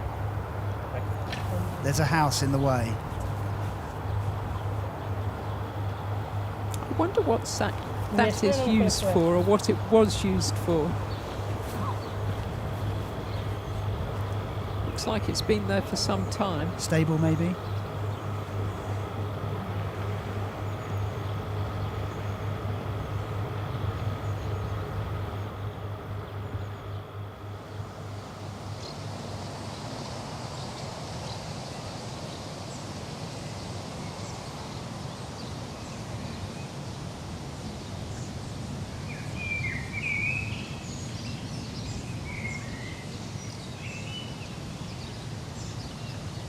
This to make it a 4-way tie at the top.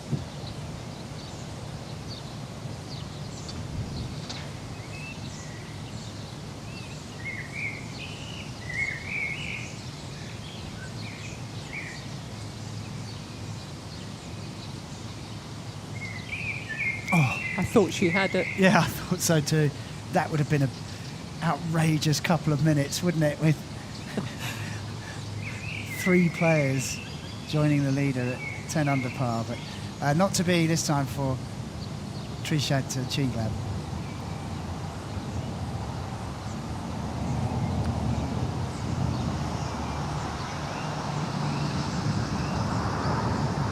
Schalke for par.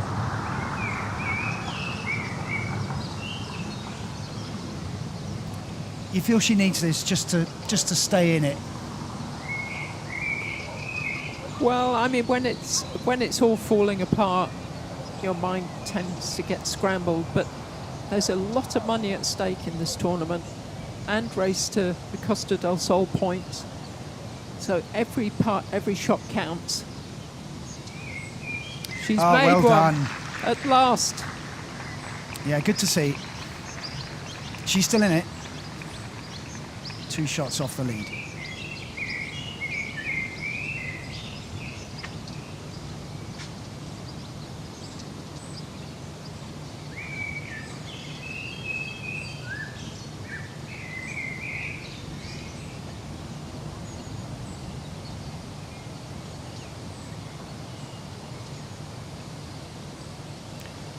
Maura.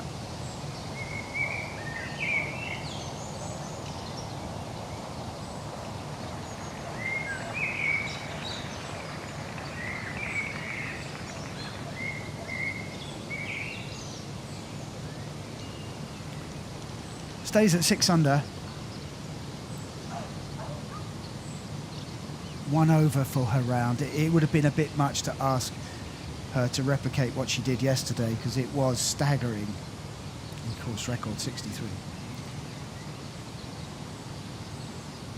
It is true what everybody says, that it's so difficult to follow a great round with another good round.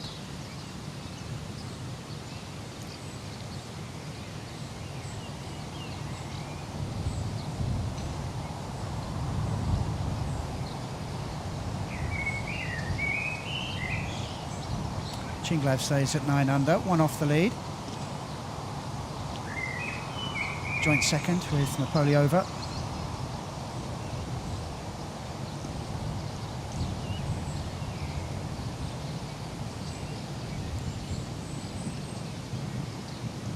From Stock on 16.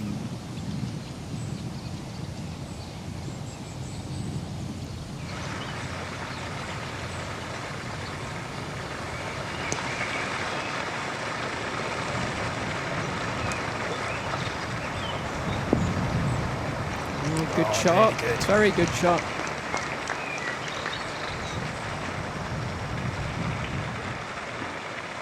Been very impressed how she's handled this hole since she dropped that shot on 12.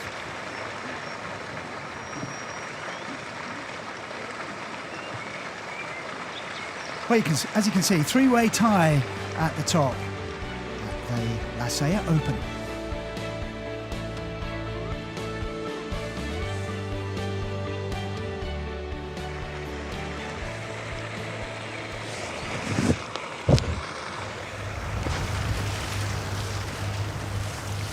Third shot for Napoleova, who had to chip out from behind the house, stable, whatever it was.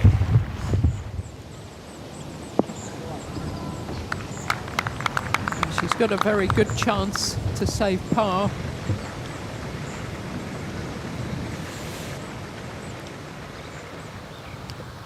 Victoria on 18.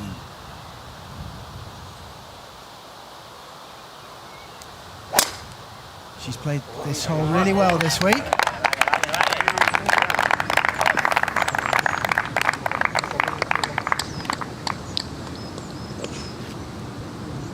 And she likes it. Well, that's a good line. The pin today is just 4 from the right-hand side, so a really good angle to go for the pin.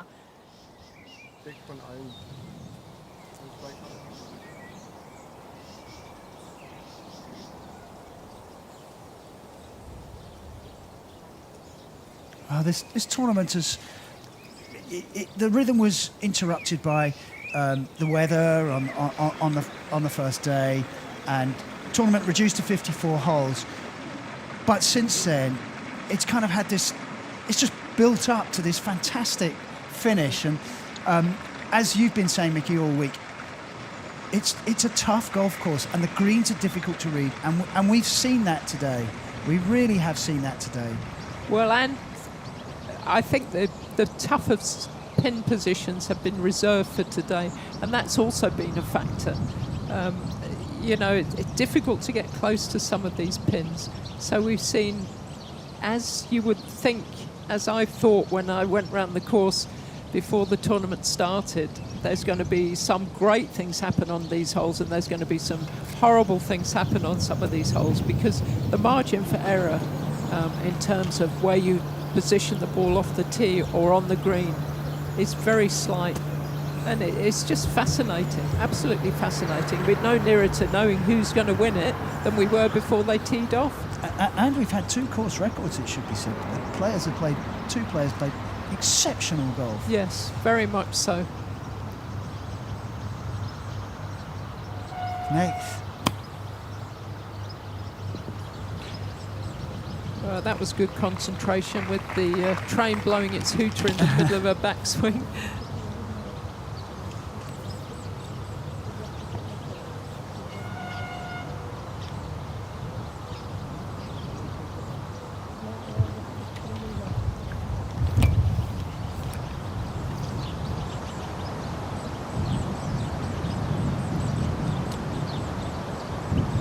That's the 16th green.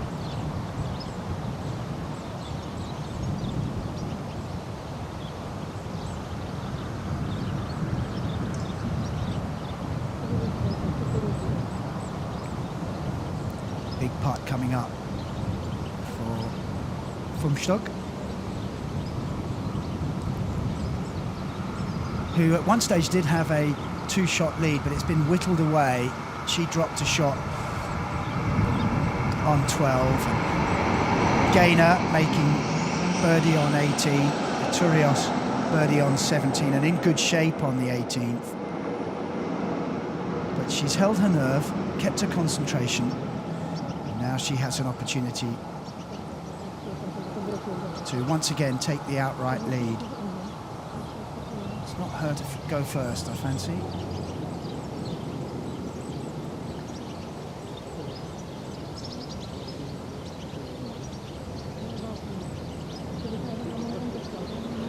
wonder if it is Napoleova to go first.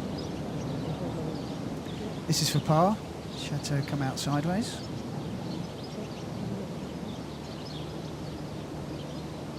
You feel it's a must make this if she's going to still challenge with just 2 holes left after this. Currently 1 behind the trio on 10 under. If she were to miss this, she'd be 2 behind with 2 to play, and you feel... That's pressure, isn't it? Yes, and you feel with the 18th that somebody is going to birdie that, but Laura Fumstuck's got a very makeable putt here. Has she hit it? Has she hit it?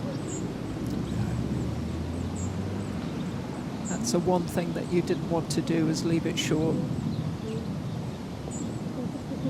No, not out of it yet, but it is difficult.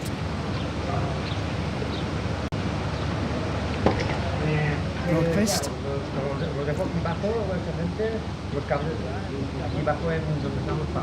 Oh.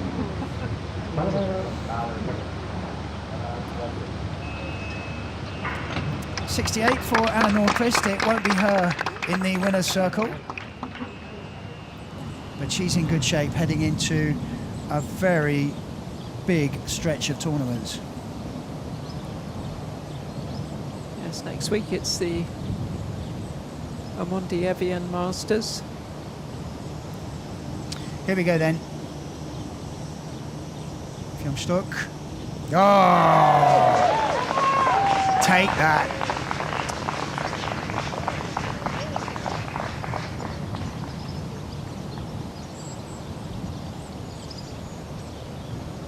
She leads by 1. What a hole to birdie. Now, what can a tourist do on 18? She loves this hole.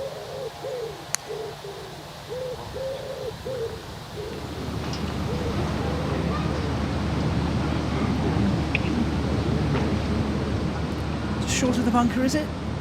I'm not sure if it's in the bunker. I was going right at it. Wasn't it? Hands on hips. She can't believe that didn't make the green. Well, it was coming, if it is in the bunker, it was coming down from a height, so I hope it's not plugged.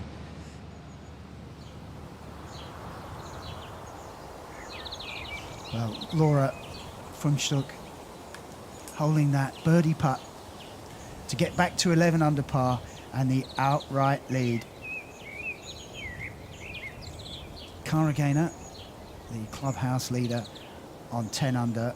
Ituriov close to the green on 18 in 2, but we're not quite sure where she is or what kind of lies she has. But it's starting to look like it's between those 3. Well, Chiglav not out of it, is she, at all? So I withdraw that remark. Well, we have seen eagles, quite a number of eagles, Arturius being one of the players who've had one on 18. So we know that's possible. I don't think it's going to be decided before they've all played the 18th, if then.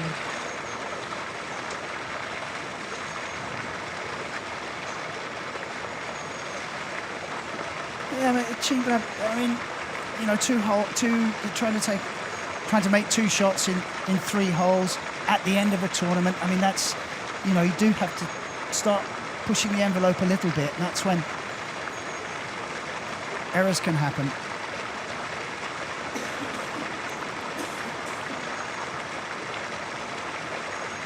Since we started following Sarah Schelke, we haven't seen her make a putt until the last green. She made a good putt to save par on the 15th.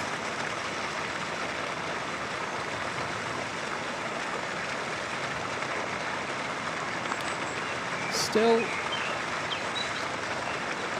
well, I guess she's 3 behind now, isn't she, after Fumstuck made that birdie.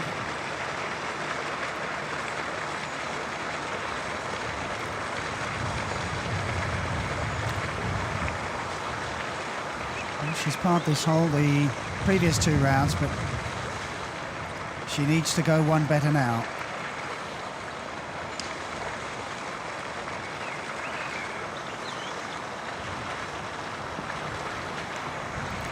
I think that's her out of it.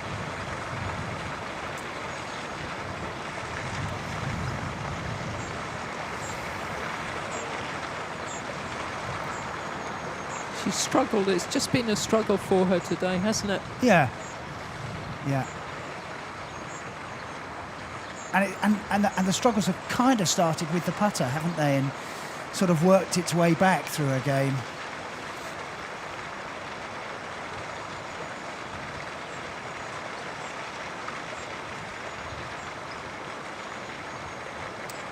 Mora too.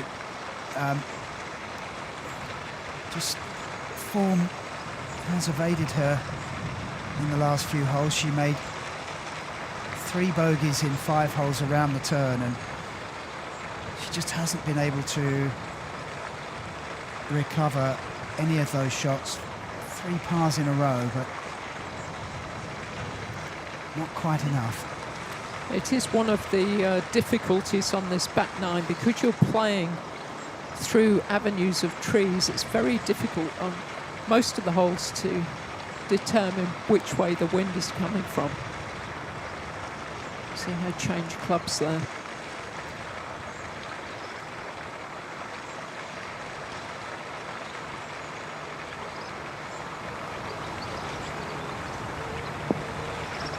Well, she made the right Lovely decision. shot. Oh, it's plugged. So, as Mickey predicted, very difficult. I think she's got enough green to work with. She stuns that out. It'll run like crazy. That'll take off. Go on, go on. Yeah, she played it pretty well. She's going to have a putt for birdie. It's just judging how much it's going to run when it hits the green, because you can't put any spin on it when you're coming out of a plug glide like that. From stop.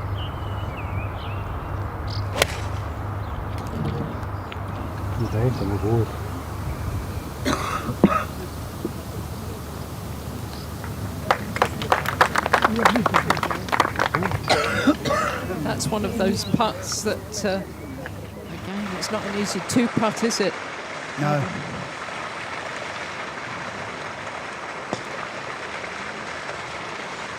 Chin grab. Oh, steady.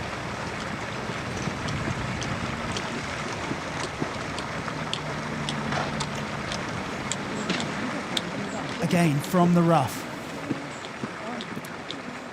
Not able to control the ball. Net on 17.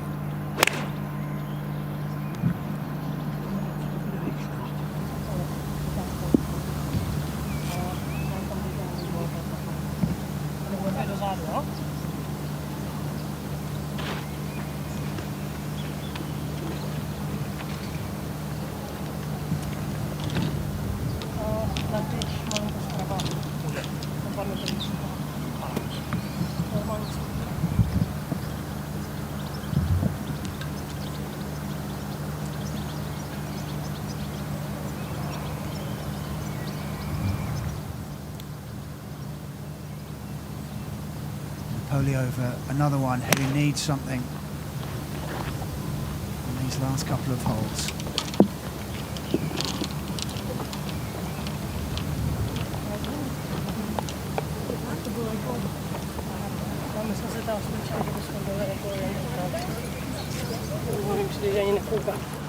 Ja, det känns mycket om. Jag skulle rätt till den som ska få här på det.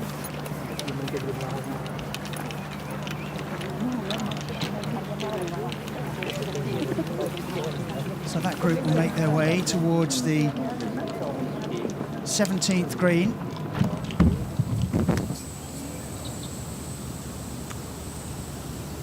Fjumstock with the putter in hand.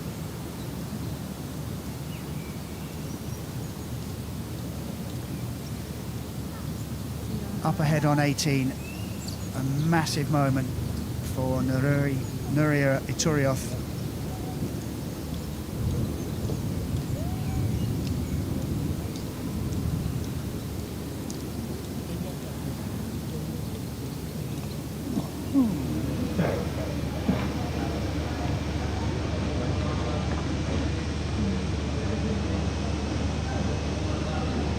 is for a share of the lead.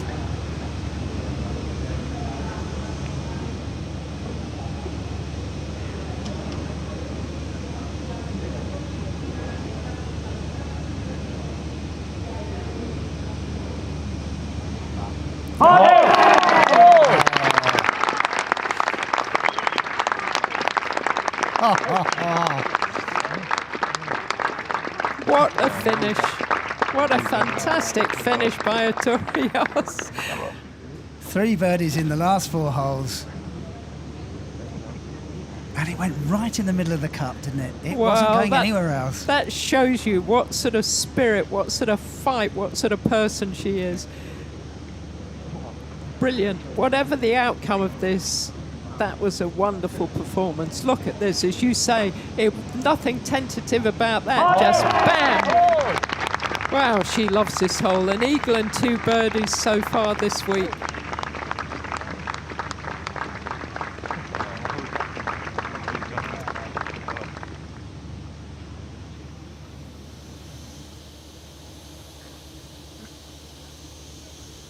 Well, what next?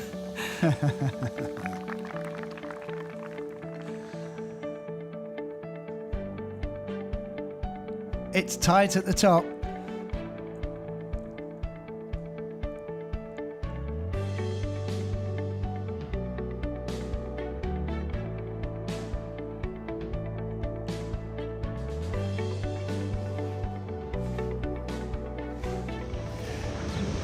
So Gaynor is not going to win the tournament. Another very good week for her.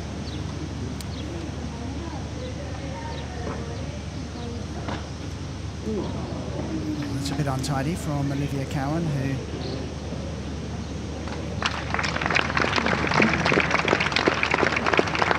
finishes off with a par.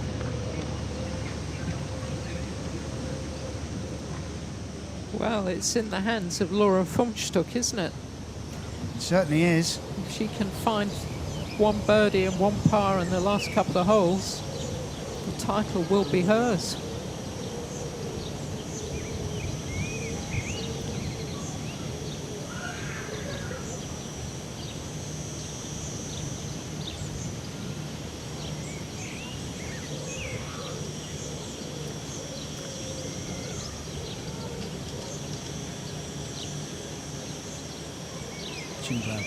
To get to 10 under.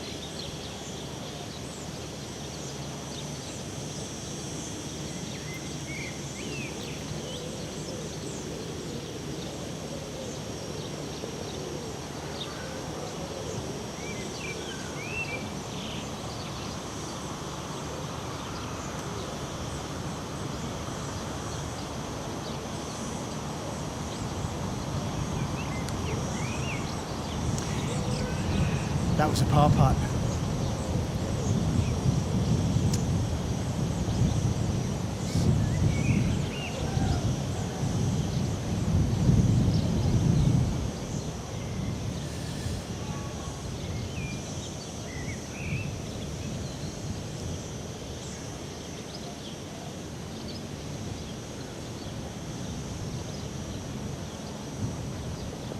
She's got another one, but that's another bogey for Shelka.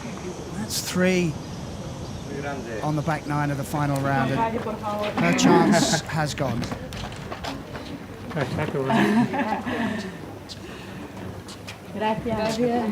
Oh, how lovely. Well, she might be a player of the future. Grundschlag. It's a great angle to see how much this putt breaks. As it comes down, and she was expecting more than happened with that putt. She was expecting a big swing and it didn't happen.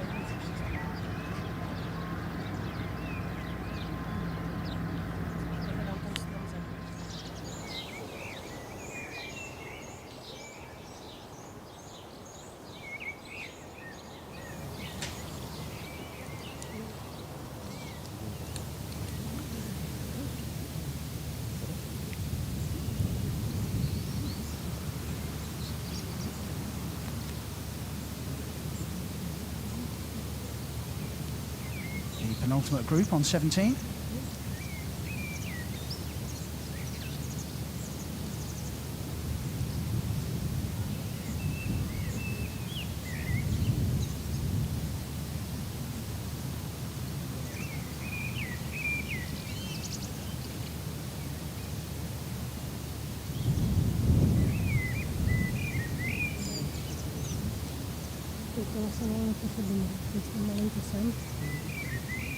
It hasn't been her afternoon.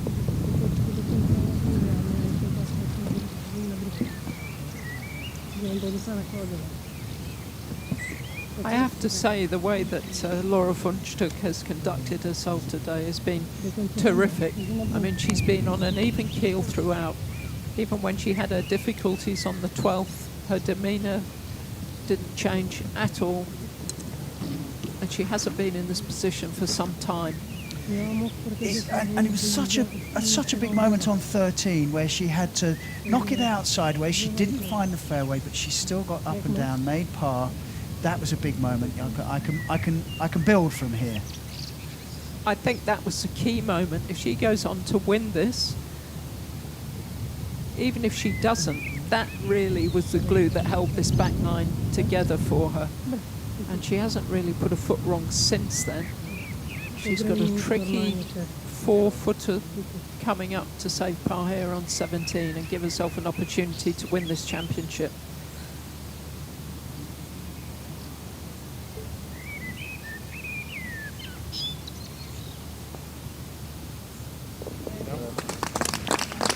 Tidy from the poli over.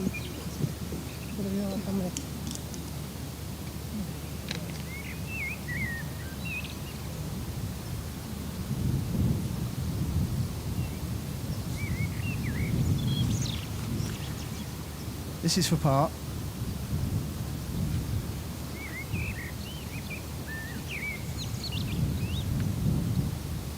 And yet another big moment in this tournament.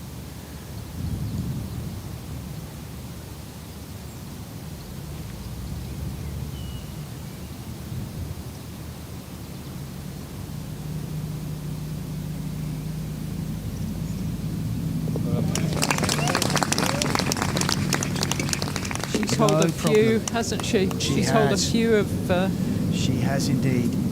that length or longer. So it's in her hands if she can make birdie up 18. Who's the favourite, do you think, right now? I keep putting you on the spot, don't I, Mickey? Who do you think? Well, I'd fancy Funchtuk, I think, on 18. You know, obviously, as we have a look at the flyby on 18, it is a hole where you can make birdie and eagle, easiest hole on the course. Yes, it's all about getting your drive away, getting it, if not to the top of the rise, to a position where you can reach the green. And we've seen, you know, some people struggle because they've hit it into the rough. The green is guarded by those two bunkers, and with the pin cut where it is today, you have to negotiate that right-hand bunker or hit it in the middle of the green, hit it through between the bunkers. So, you know, but it all starts with getting your drive away, getting it in a good position and hitting it far enough to be able to reach the green. 20 birdies and an eagle on 18 so far today, and Funchtuk made a birdie in the first round, par in the second round.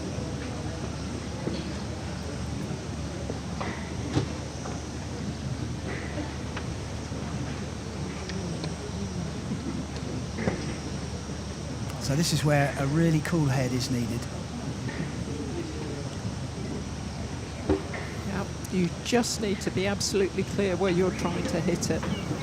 Just have that image in your head and that image in your head last thing before you actually make your swing. She and her caddy have decided where she wants to go. She's picked her line, and now she's just got to go ahead and commit to it.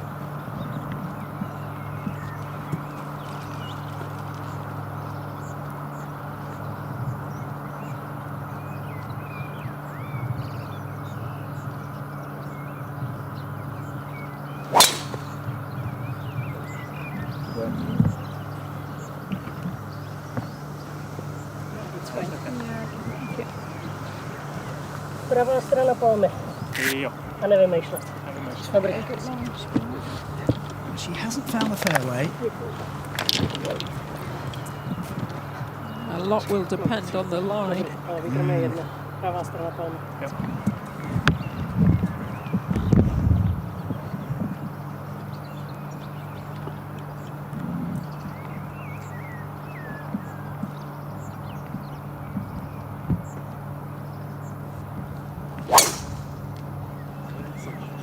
Turn, keep turning. Oh, Yeah, nice. a little bit of help. Yeah, that was hit with a fade. And as you say, got a little bit of an in off the trees.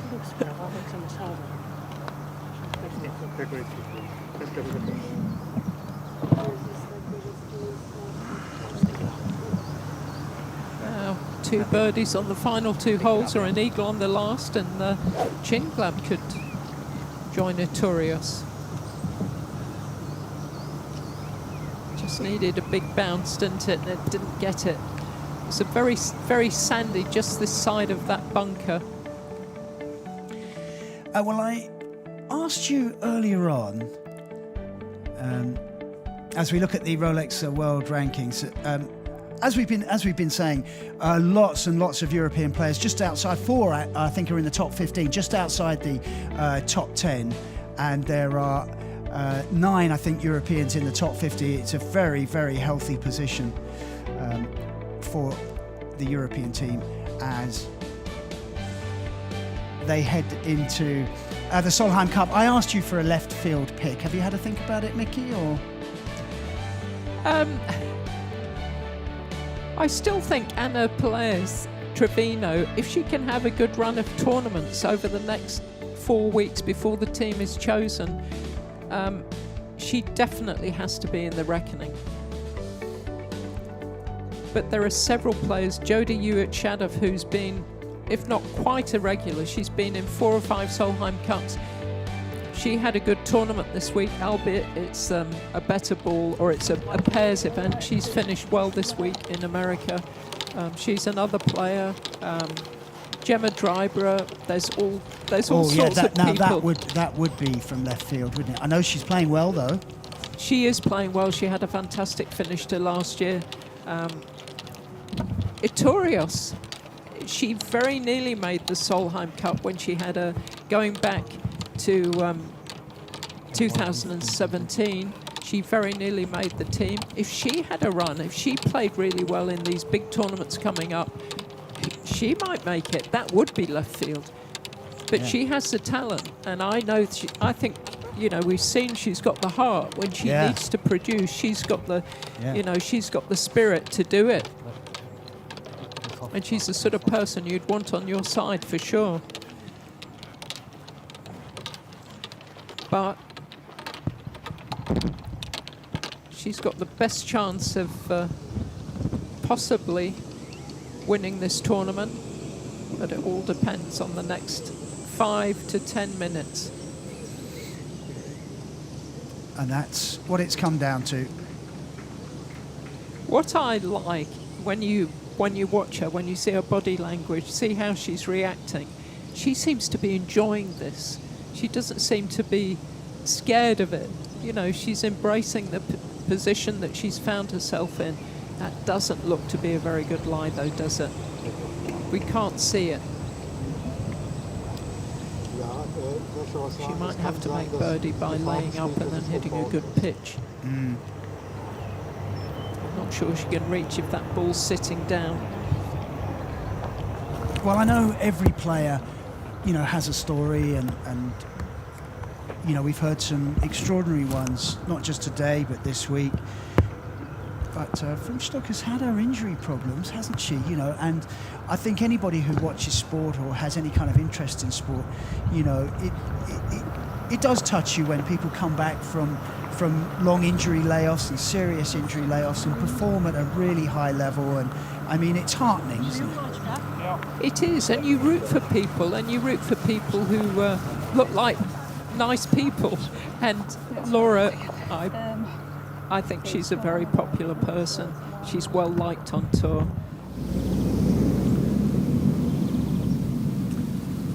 Still a lot to play for. She could still finish in the top 10, which would be a fantastic result for her. She might not think so, having led the tournament.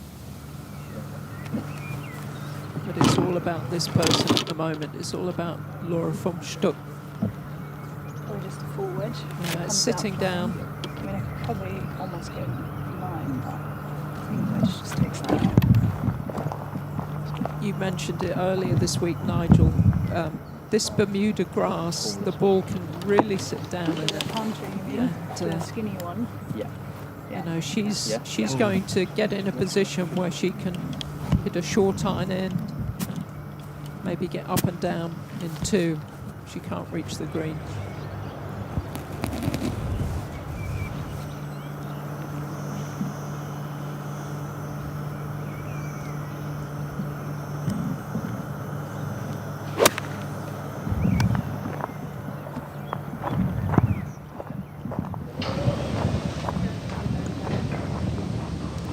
She really had to dig that out, didn't she? Yeah.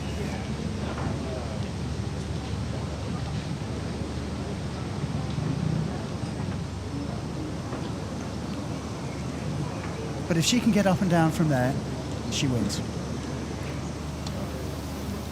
It's that simple. Unless Chin Glab Yeah, let's holds not count this. her out. As I did previously. Oh! That's the first part Yes. of her equation. She is going to make me eat my words, isn't she? Quite right, too. Napoli over.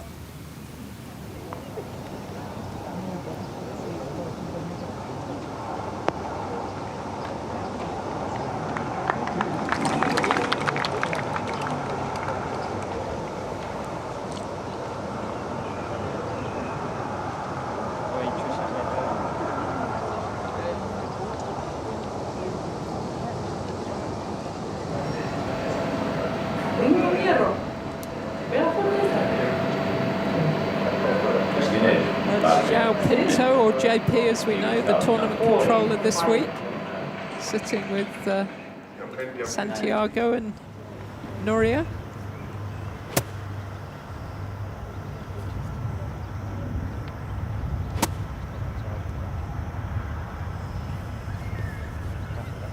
Just can't see any of the ball.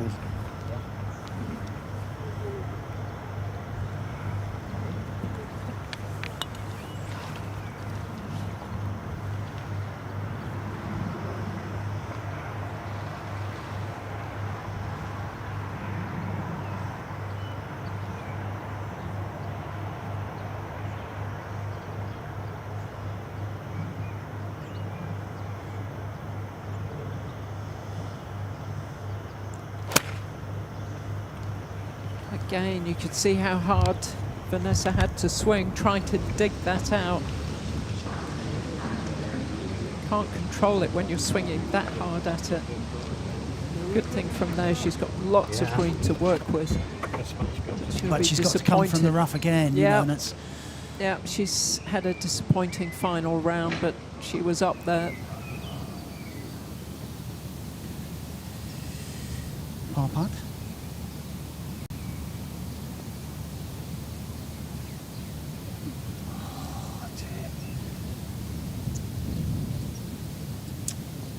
As you said, Mickey, difficult to watch. Consecutive bogeys, 4 on the back 9 for Sarah Schelke. She, as I mentioned earlier, she only made 2 in the week.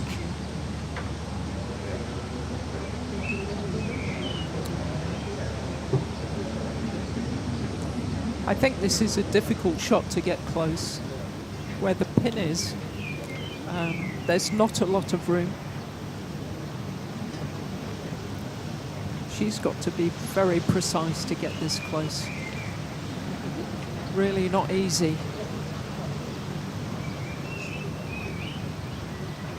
It's almost like,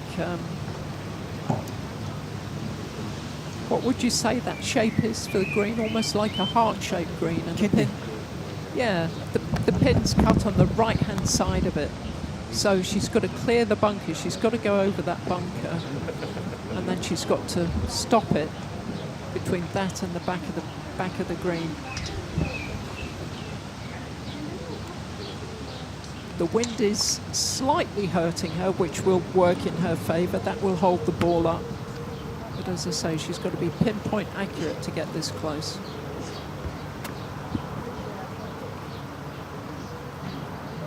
So here we go. The adrenaline must be pumping. Not an easy shot.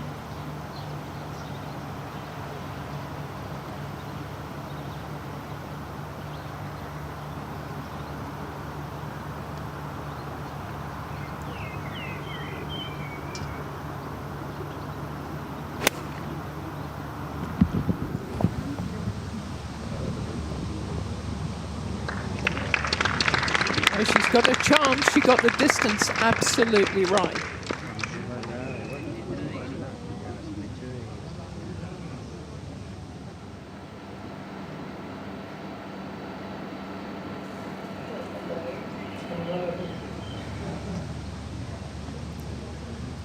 Meanwhile, back on the tee.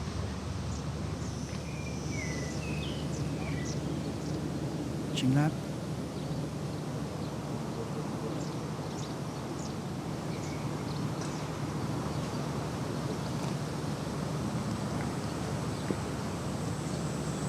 Very steady. She's found the fairway.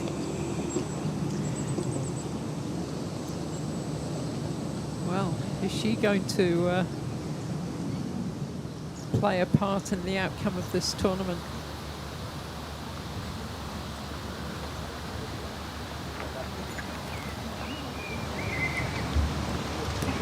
Just trying to work out whether that is a flat putt that Fjordstock has coming up. I think this may just be a little bit of a slope right in front of her. It's difficult to tell from this camera angle, isn't it? But I don't think this is easy at all.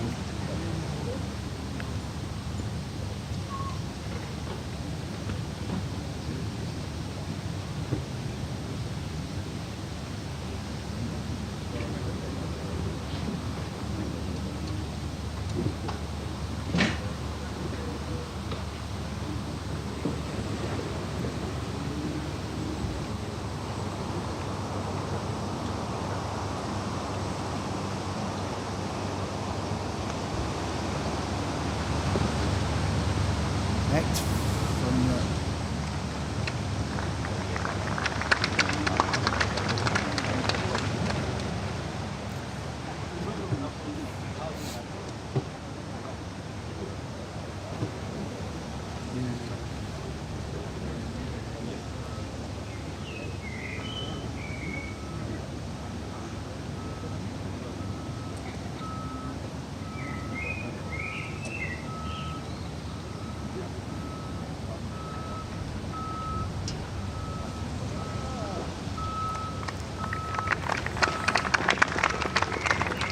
not bad from there as it ran away from her a little bit.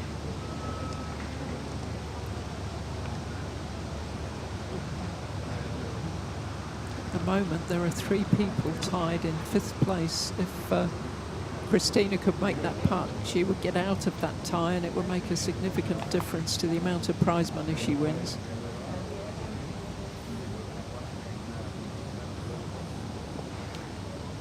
It's about 10,000 euros the difference, potentially.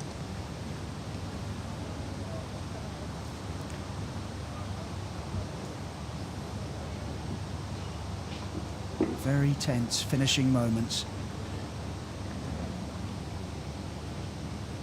for Fjordstock.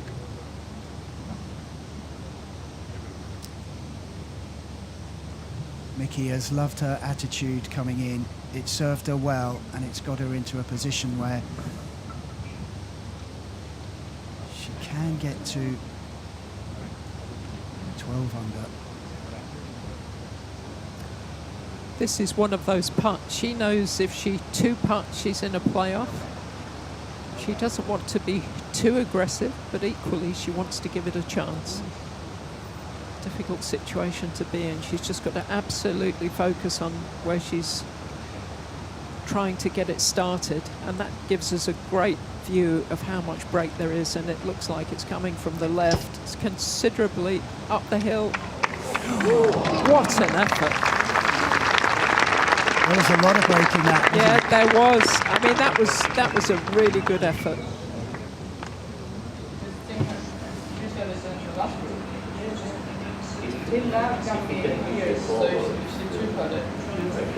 Victoria's just discussing what could happen. Yes, if there is a playoff, it will be down 18 again.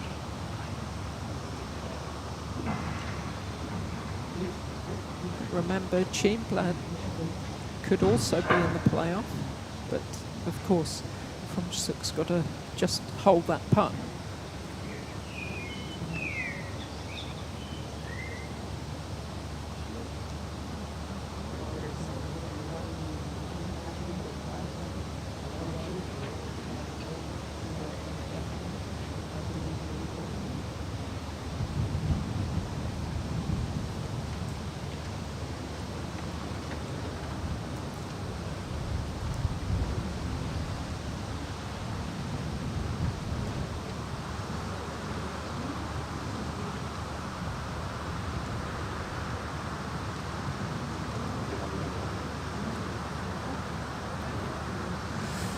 My word, that was quick.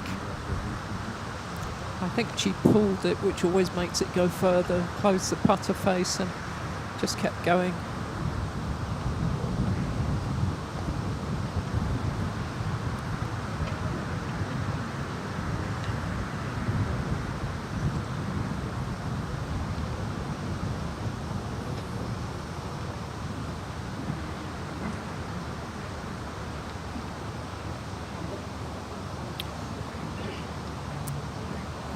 Some practice. Just loosen up. Yeah. She's been in for a few minutes, hasn't she? She's just going to hit a few balls and keep herself loose.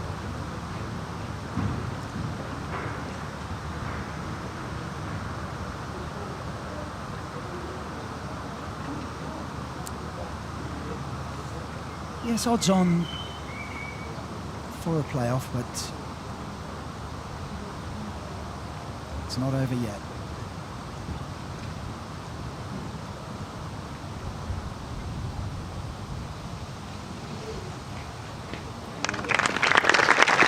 Nice way to finish for Napoleova.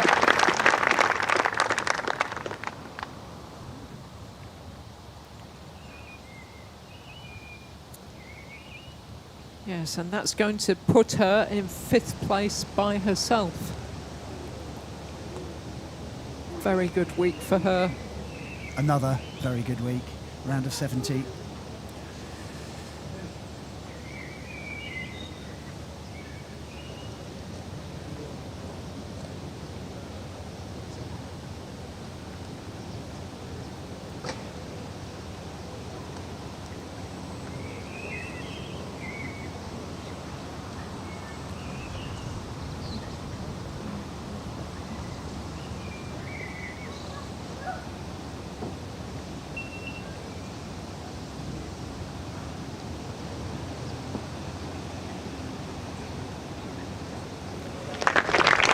Finishes with a par.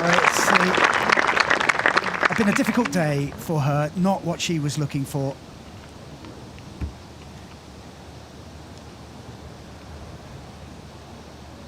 Began the day at 6 under and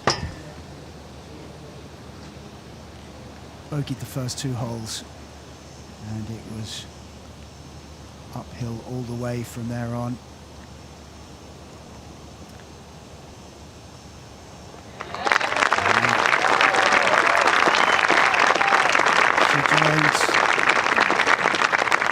Victoria 11 under par.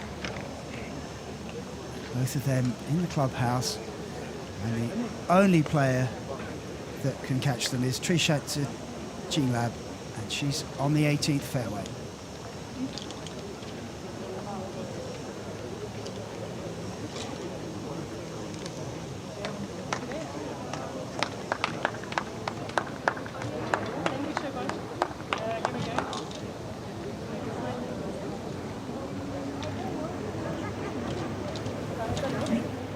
think all the golf balls have been put away.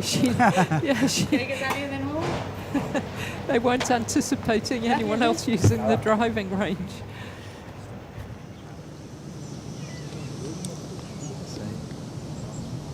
Jinglab needs a birdie to get into the playoff. Eagle to win.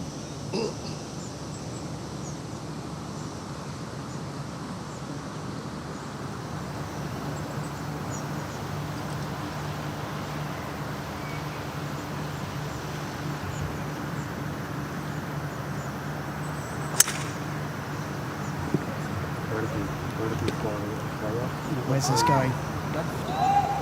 Oh.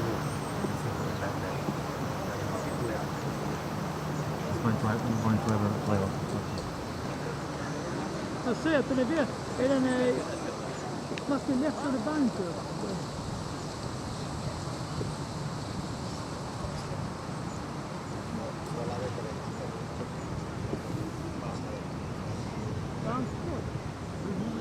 Ja, den.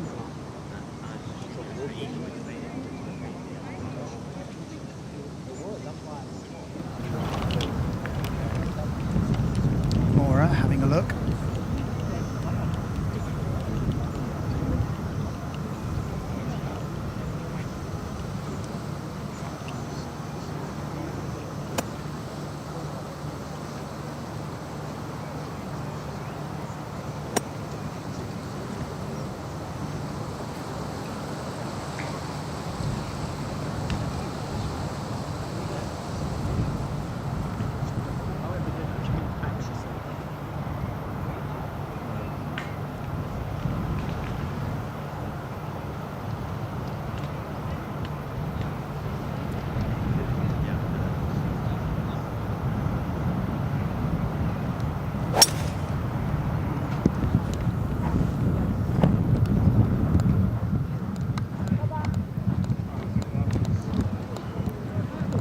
A good strike.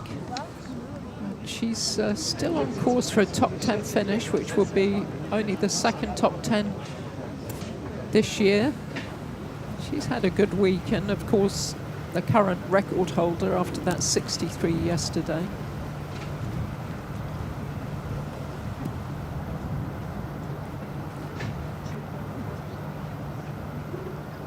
Well, it hasn't been the back nine that Sarah Schalke was hoping for.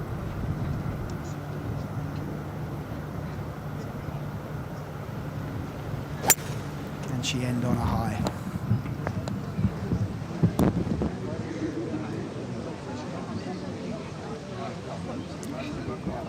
Okay. Well, that's tough to get it down in two from there. They've all missed the green with their second shots.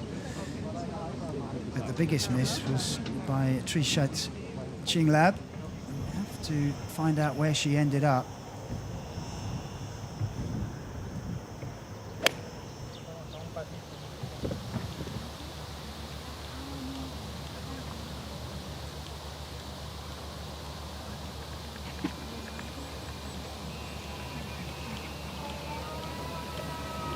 So at least, you know, two people will be in the player. Will there be a third?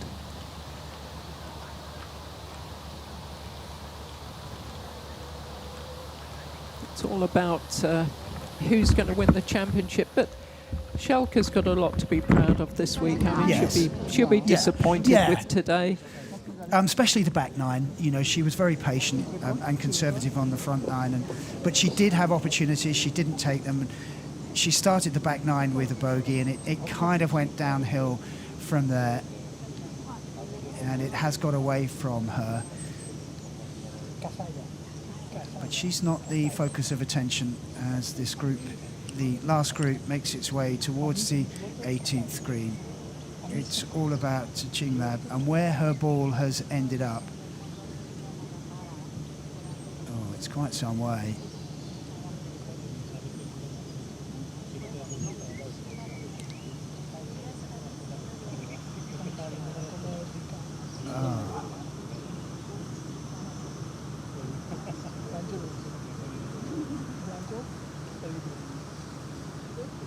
Mickey is looking at the local rules to see if it's out of bounds.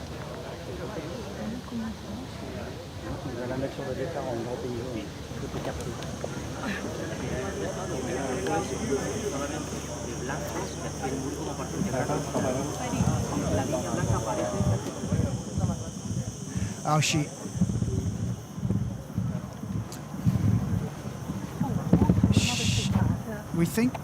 we think it's out of bounds, and she's going to have to go back and play it again. Yeah, so it will be a playoff. That's a shame.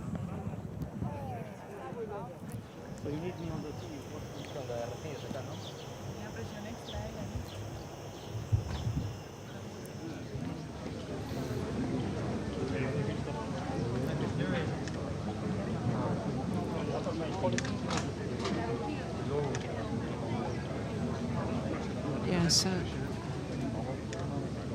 it did look from the additional local rules that was out of bounds, and obviously it's a tournament official there that confirmed that. And it's a sad way for her to finish, especially having made that monster putt on 17 to give herself the opportunity to get in a playoff. There's always something to play for, though. I mean. Oh yes, of course. But you know. I mean, oh no, you have to remember, Jean Glab is a rookie. I mean, I know she's a slightly older, at 27, older than perhaps most rookies, but you know.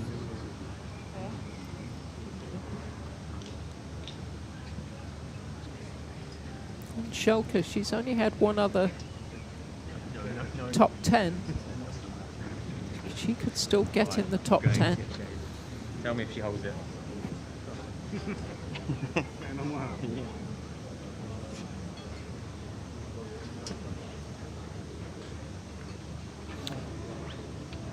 So who's next to go? It's a mystery. You can see the cart disappearing over the brow of the hill, carrying Jean Glab, but back to where her ball was. Oh, she's already there.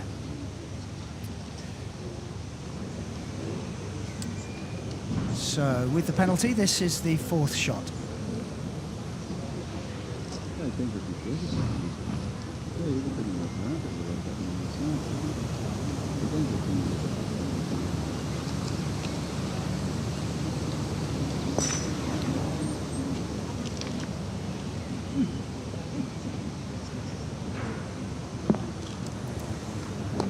Doesn't she wish that she'd done that first time round? Absolutely, it's a great shot, but she is not going to be in the playoff.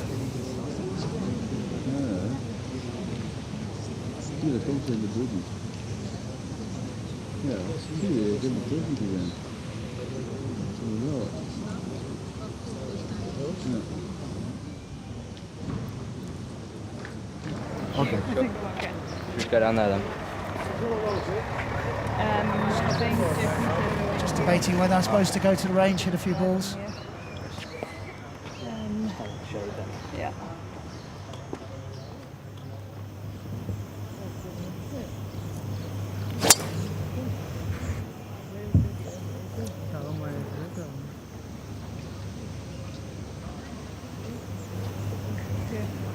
That'll do. Right, we're good to go. Let's do it.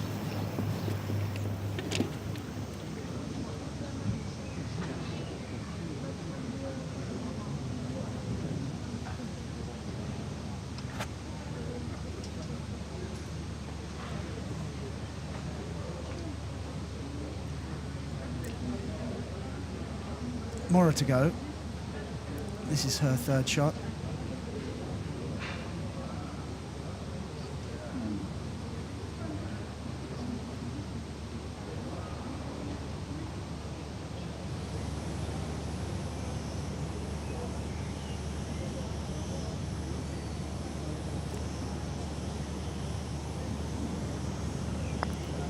Currently 1 over for her round. She started 7 under. Going to have that putt for a birdie and a par round. got off to a good start, a couple of birdies early on, and then struggled a bit on the back nine. It's unfolded almost like you said it would.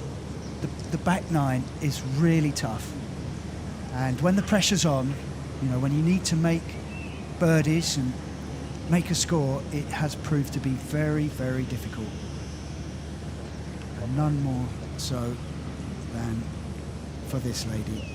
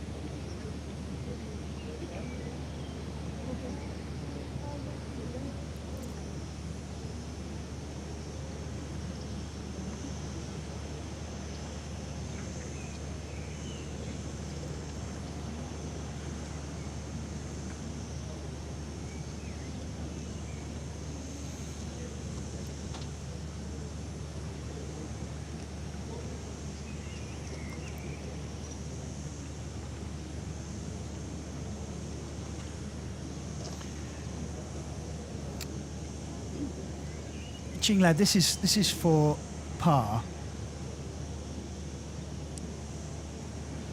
And remember, on the 18th tee, she needed birdie to force her way into the playoff and eagle to win, and pulling that second shot out of bounds, had to go back, play again.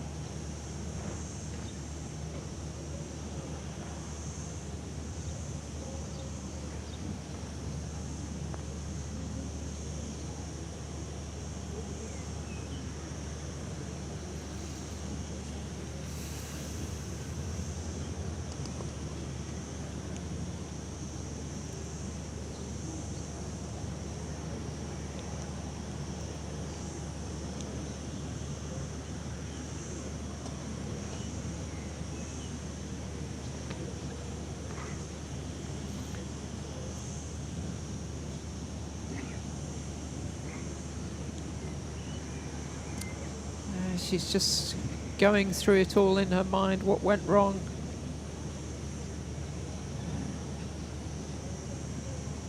You know it's got to be what's going on in your head, because she stood up afterwards and just hit that fantastic wood from exactly the same place into the heart of the green.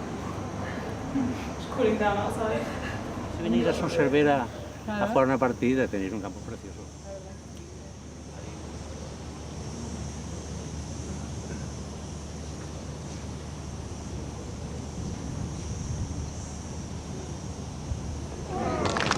Lovely way to finish for Charlotte Mora. She has made her mark in this tournament. She finishes on 7 under.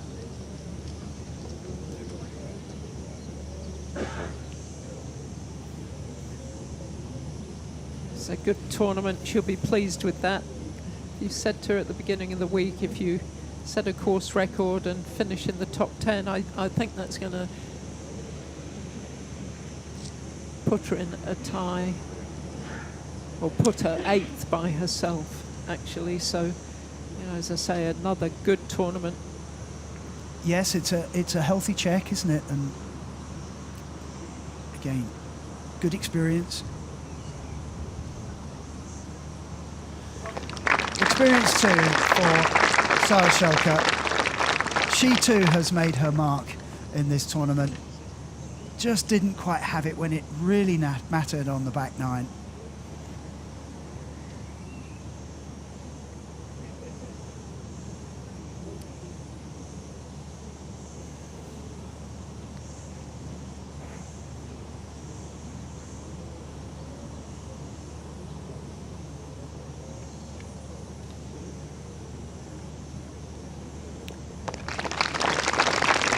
A bogey putt for Ching Lab. She needed birdie to make the playoff, eagle to win. It wasn't to be. But she has had a very good week.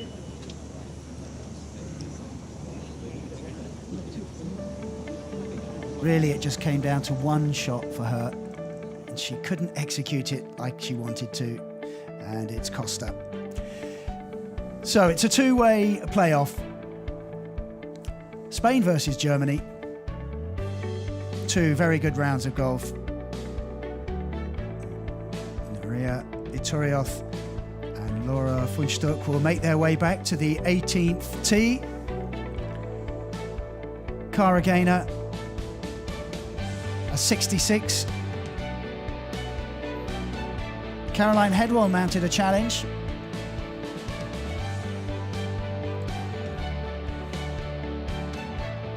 Not quite the day that Ellie Givens was hoping for. She had a 72, ends up at 4 under. All these players in the red numbers. Disappointment for Leonie Harm. Just outside the top 20 for Celine Aubin on her home course. Excellent performance from Carla Bernat, the amateur from Spain, or one of the amateurs from Spain.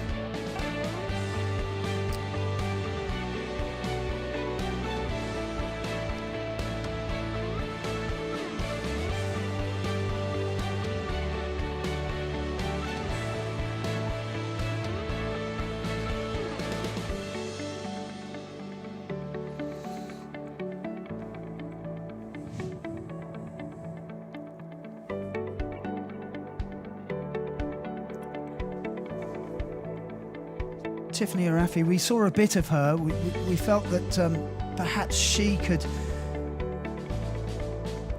put some pressure on the leaders, but it wasn't to be.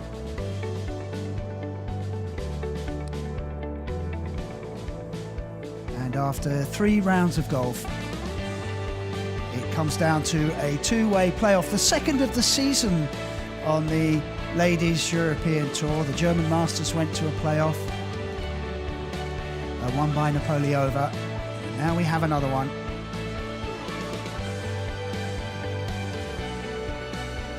Another very good week for Carmen Alonso. Yeah, she's turning into a very consistent player, and you do feel that her game has turned a corner.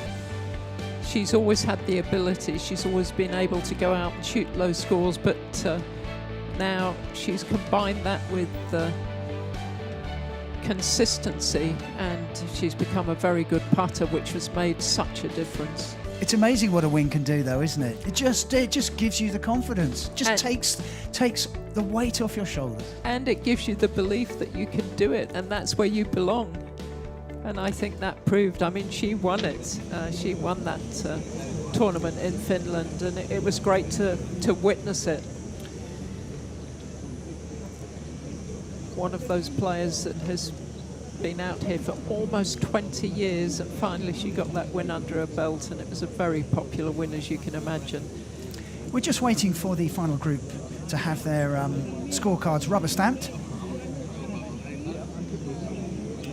And it has been a fabulous week here at the very first La Sella Open. Everybody has enjoyed themselves, but it isn't over yet.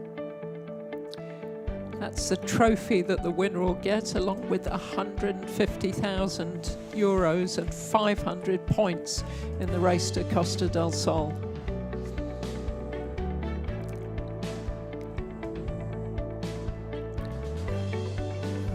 That's how it stood before the event. Not sure there's going to be too much change to that top 10. We'll have to see how it all shakes down. 500 points available for the winner, and 320 points for second place, along with fairly sizable checks. Look, what a... Well, they're ready to go, but until all the cards have been checked and signed, they won't be able to begin this first playoff hole. If they both end up with the same score, they'll go back again. It'll be repeating the same hole. Yes, all the spectators are by the clubhouse. It's a amphitheatre, this 18th green, right in front of the clubhouse, the hotel, and it makes sense really. And I think there's a good chance that somebody will win the playoff on this hole. I mean, you would have to say on past record it would be notorious because she's 4 under par for the 3 rounds that she's played, but it doesn't work like that, golf, does it? This is a one-off situation. It's like instant match play, and I think all the locals, obviously, they want the Spanish player to win, but I think if you took a poll amongst the players, these are 2 very popular, well-liked players, and you know, I think the majority of the membership would be happy for either of them to win. It really would. Just drawing for who gets the honour. Good luck.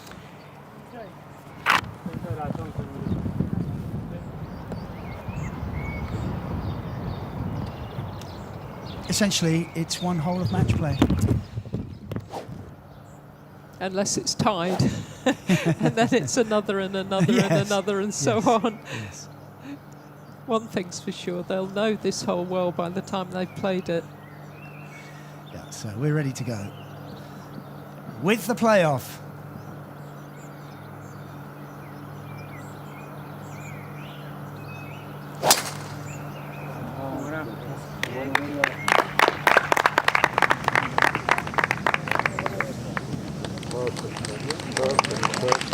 I think you would make Nuria slight favourite, not just because of how she's played this hole, but also she's, I would say she's the longer hitter.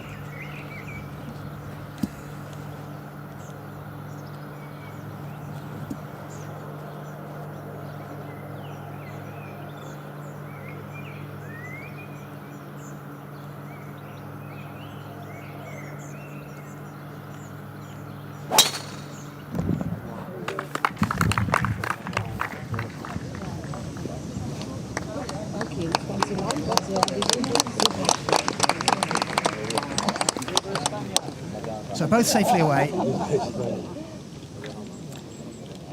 That's a better tee shot by Laura Funkstuck. She's on the left-hand side. As long as she's long enough, she's got a good angle with the pin cut on the right-hand side. Here's a look at it. Uphill to the top of that rise, and then you can see the green.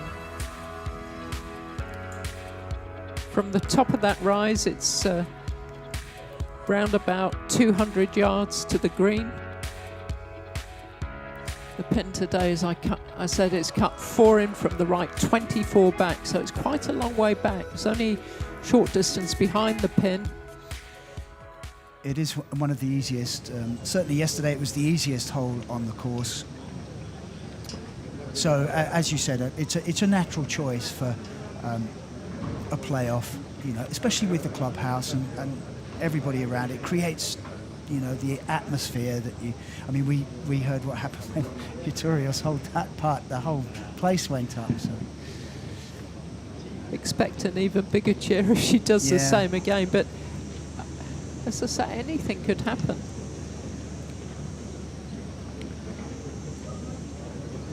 That's what's so wonderful about sport. Nobody knows.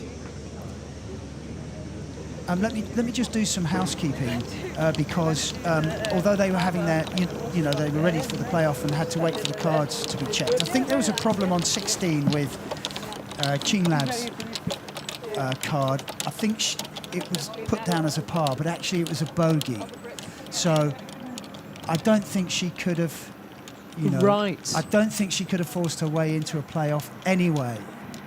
Well, an eagle would have given her a playoff spot.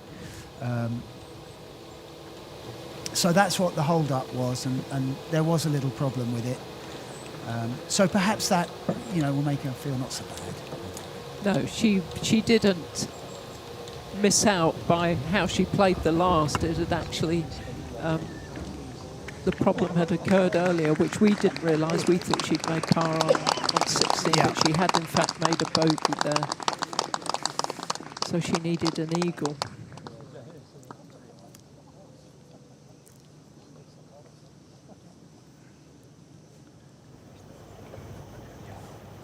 Estos 5 metritos más que nos faltaban.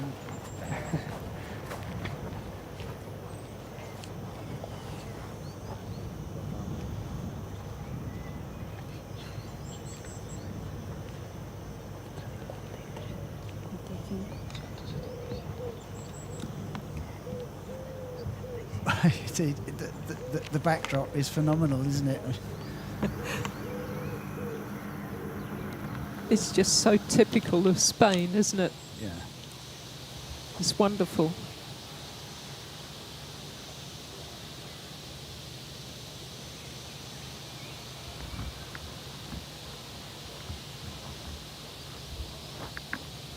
You can see why they film westerns in Spain, can't you? You don't. Oh, the there aren't- spaghetti westerns. Yeah, there are yeah. not many westerns filmed these days, but quite a few of them are filmed here in Spain. You can just imagine a horse and a goodie or a baddie trekking through those hills.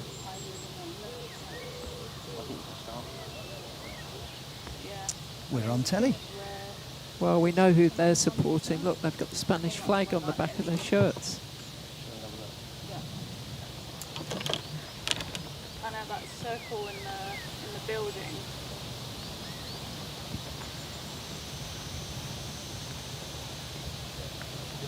Well, we can't see any building.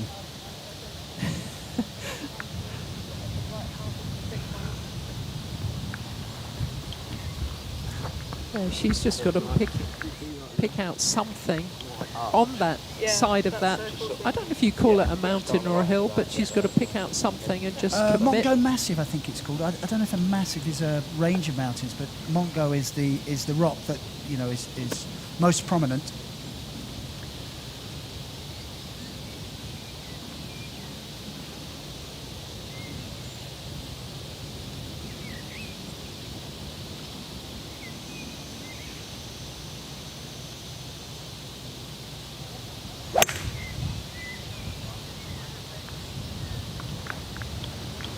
Does she like it? Oh.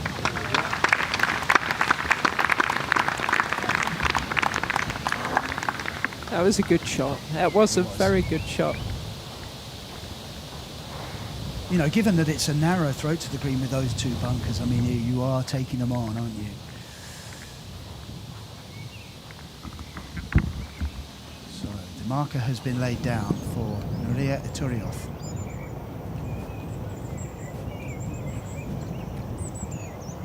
Eagle on the first day, birdie on the second, and birdie on the third.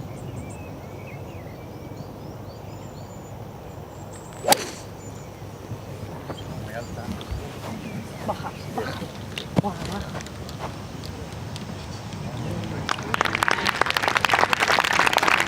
Well, there's a slight advantage to Iturrioz, and that putt of Fundstocks will be on that line, so if she had any doubts about where to hit it, she'll know after Laura's putted. Advantage Iturrioz? Yes.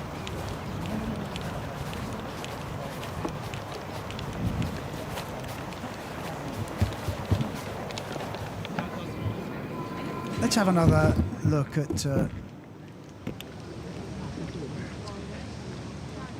the second shots. Hopefully we will in a second. We are on the first, well, I say the first, we're on the playoff hole on 18. And they're both on the green. Iturrioz slightly closer and with potentially a read from Stoke's putt. This is from Stoke with her second.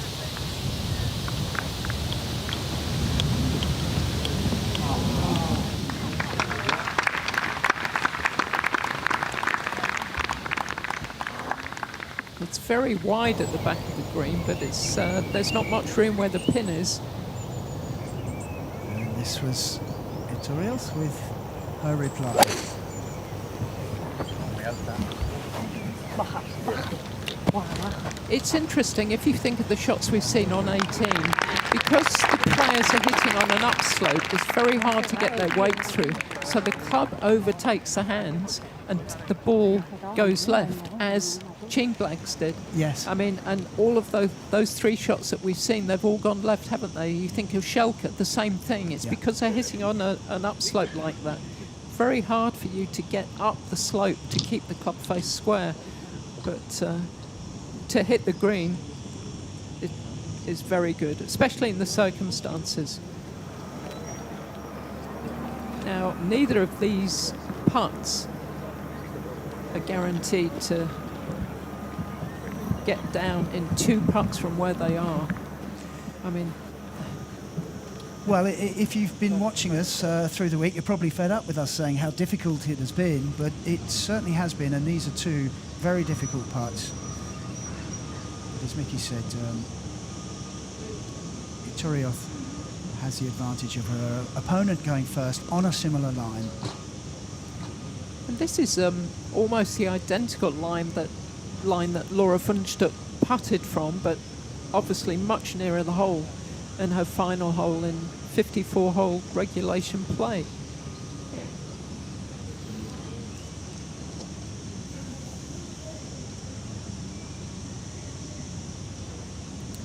Very much doing, that's exactly what I would do. I would go to the side and have a real look so you get an idea of the slope of the putt. I think it goes uphill to start with, then it goes downhill. Tricky, both pace and direction. Very long putt. She'll do very well to get this within 3 feet from where she is. She very nearly holed her putt, didn't she, in regulation play? But this is considerably longer.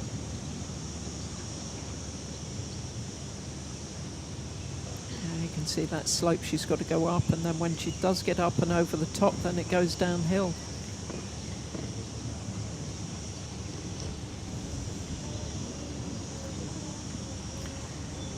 For eagle.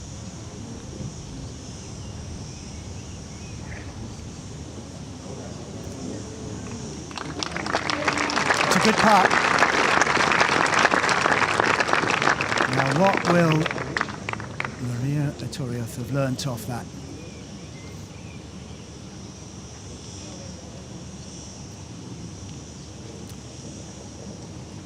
Iturrioth has this putt for the title.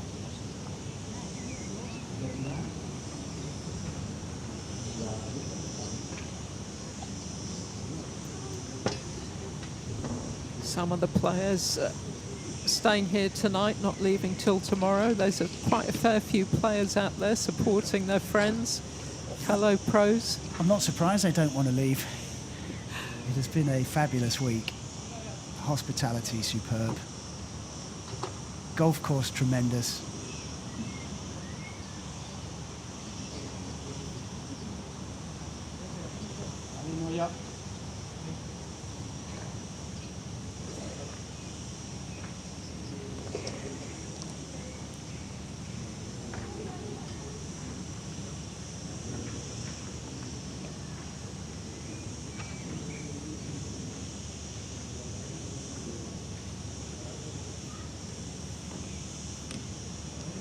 This to win.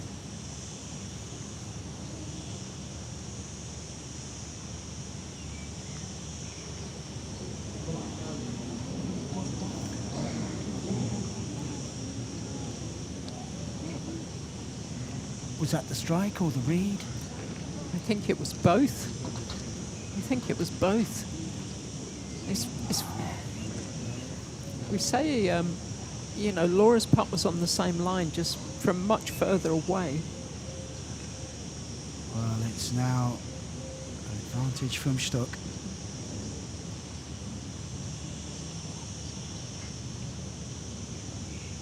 Well, that was a shock, wasn't it? We weren't expecting that.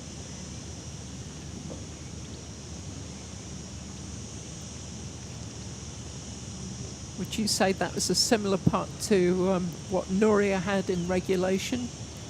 she came out of that plug line, Yeah. the bunker. She might have been a little bit further around. A little bit straighter, perhaps? Yes, a little bit where Santiago's just walked.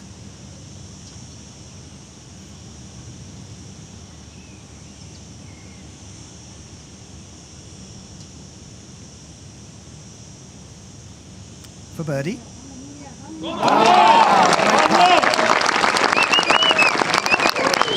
What a putt. What a putt that was. Especially after the first one that she hit. This is sensational stuff.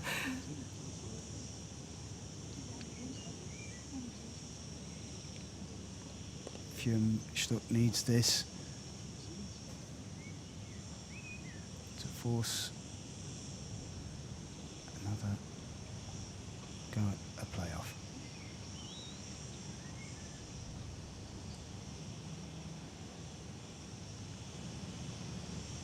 She's got it. Back to 18 they go.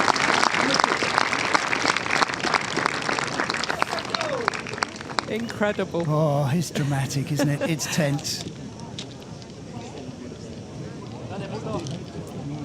Well, I think Nuria's putt there was just incredible. I mean, after her first putt, I don't think she could believe how far right that had gone. No, and I was couldn't. bizarre, wasn't it? Yes. It's good to see them interacting, and obviously they both did brilliantly there. But for Nuria, after that first putt, I mean that was a really poor putt from where she was. But What a recovery, though. This was equally as good as the first one was poor. I mean that was a beautiful stroke. Absolutely got it rolling at the hole. She did exactly what she did when she finished in regulation play. And this wasn't a gimme either. I mean, just brilliant from the pair of them. Nerveless, weren't they? And look at them, both smiling. Well, this could go on for some time, Nigel. They've got the hang of this I'm hole okay with now. that. Nuria quite clearly loves this hole. I think Laura's enjoying it more now after that birdie and the way she played it.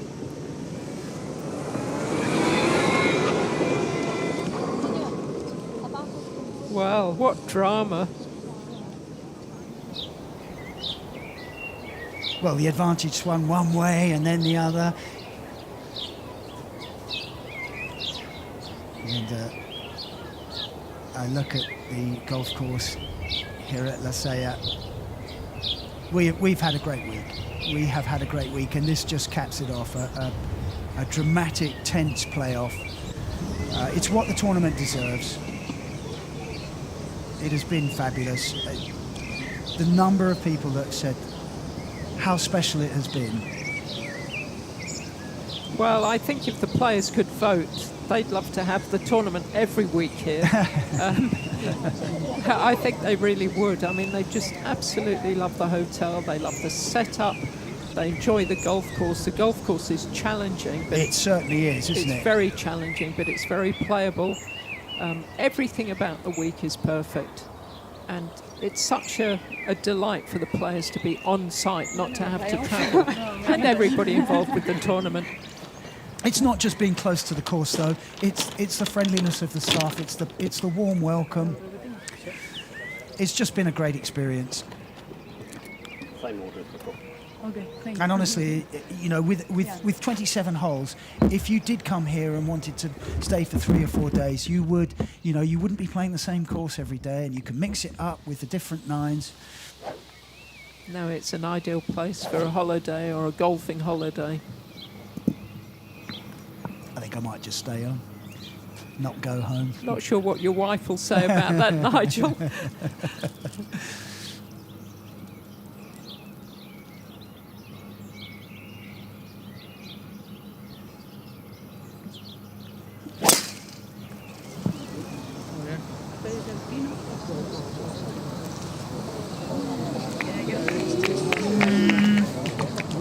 We've seen how difficult it can be from the rough. She's missed it by, a foot and a half.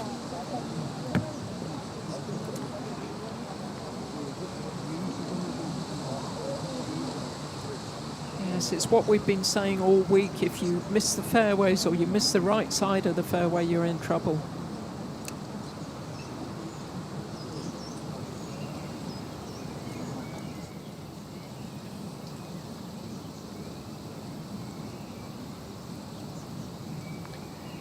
Something just disturbing her, so starts her routine again. That's what the pros are so good at, isn't it? Backing away when they're just not entirely happy, compared to the amateurs who just carry on regardless. Now, can she find the fairway? No, she can't. That's even further left.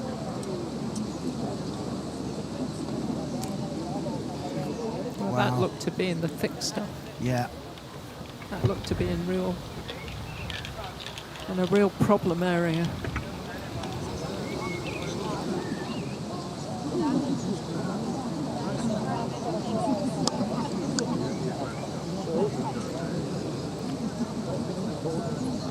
So both have issues, but Fjumstok, we suspect with the bigger one. Yes, we couldn't see where it finished, but it looked like it might even be unplayable.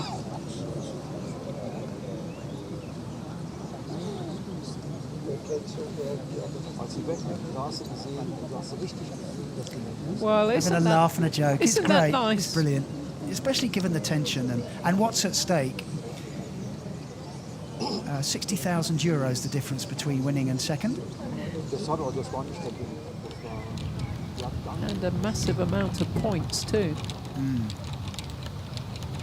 180 points the difference.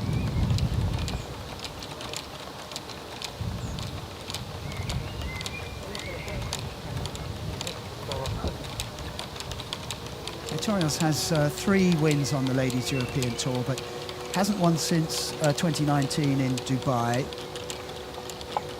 We have spoken about Fjumstok's injury problems. She's looking for her maiden victory. So the experiences with the Torios. Yes, and regardless of the outcome, I think Laura's taken a big step back to being the player that everybody knew she could be and were expecting her to be. Very talented player. She started her career when Esther Henseleit, the very good German player. Oh dear. word. Well, I'm not sure she can do very much with that. She might be able to play it out sideways. Or She certainly backwards. can't advance it towards the fairway from there, Yeah. towards the hole. At best, she might be able to get it out sideways. There seems to me to be a little bit of a gap where she's setting up there that she can get it out and back to the fairway. I think she can get to this. Yeah, I do. Yeah. I mean, she can play it out sideways, but she can't advance it towards the hole. If she does play it out sideways, she has to find the fairway. 100%. And And that's even- not easy in itself, is it? No, it isn't. She's got to hit it hard enough to get it out of the rough, otherwise she can't get to the green anyway, but I'm not sure she can get to the green. She's quite a way back there. Yeah.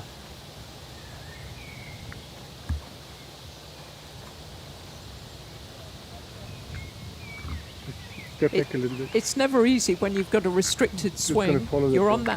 that pine straw.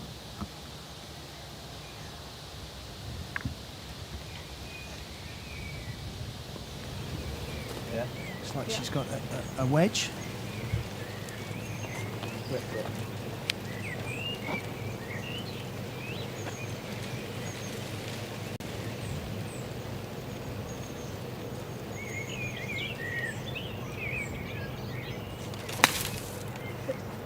Sit.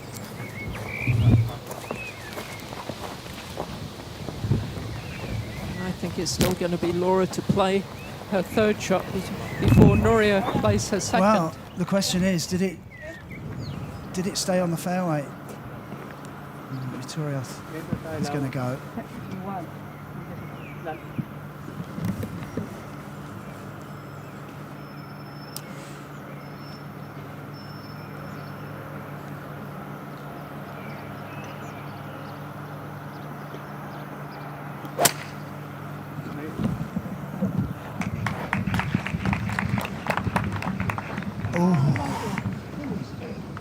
Well, she's This isn't over by any means. no, but I'd rather be where she is for 2 than Did where. she go out of turn there a little bit? Sorry. Did she go out of turn a little bit there? If you ask, is that okay? If you say, "Can I go?" Well, as long as your opponent gives you permission. Yeah. I'm surprised. I wouldn't have asked to go first. I would have Seen what waited. the other player. Who I think there's genuinely an advantage in going yeah, second, isn't there? Yeah. Yes, I mean Nuria goes, and then it's an even more of a precious situation for Laura. Well, as I suspected, she didn't find the fairway. So she's doing what she did in regulation play. She's laying up to get on with the next one. So it looks, barring something amazing, that the best she can do will be to make 5.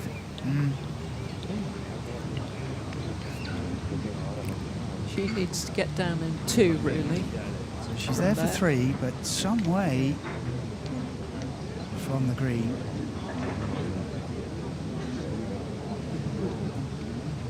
Vittorios is in the bunker.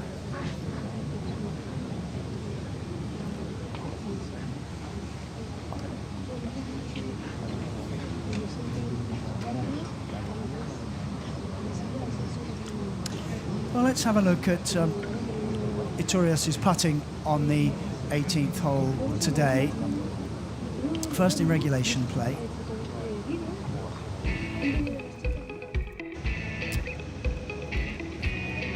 She was in the bunker, plugged, came out to here. What a putt. Hit with pace, straight in the middle.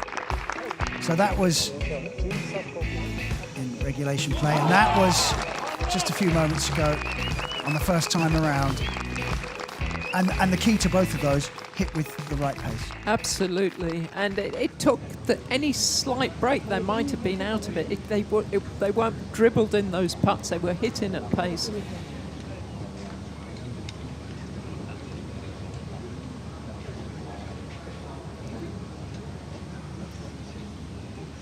Well, Vittorios' ball looks to be lying absolutely fine, so it's a straightforward bunker shot from where she is. Yeah. To put any pressure on her at all, Laura needs to get this reasonably close. Yeah. She needs to give herself a very real chance to make 5 here. And then I gotta go on it, I think. Yeah. Okay. Good. Trust it. Commit to it.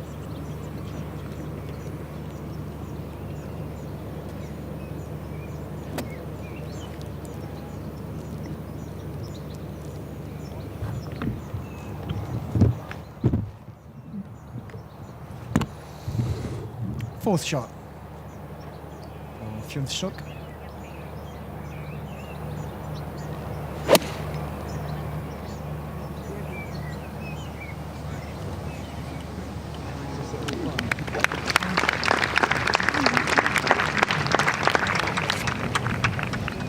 She's got a chance. Huge advantage to Vittorios. I mean, you would say under normal circumstances,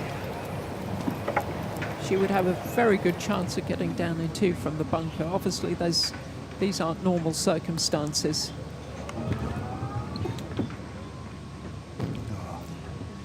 Yeah, she's a... The camaraderie on this tour sometimes is really good. Yes, we've got 2 players that are very proud to say they're members of the Ladies European Tour. They do the game of golf proud.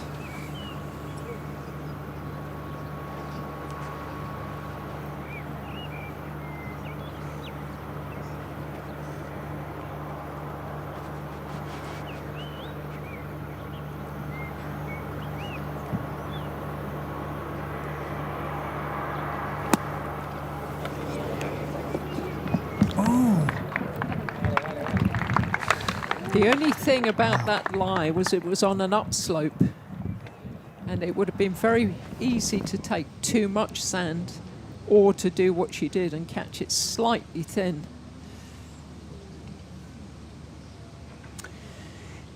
Well, let's have a look at Laura Finstock's putts in the third round earlier today.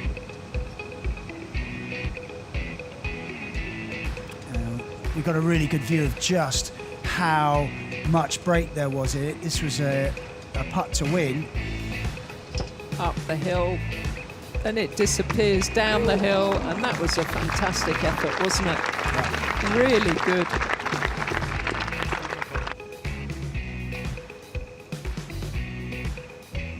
She's been rock solid at holing out all day today. Hasn't missed anything that she should have made, and this was another one. This wasn't easy. Yeah, especially given the circumstances. And, another lovely moment, them having a laugh despite the pressure.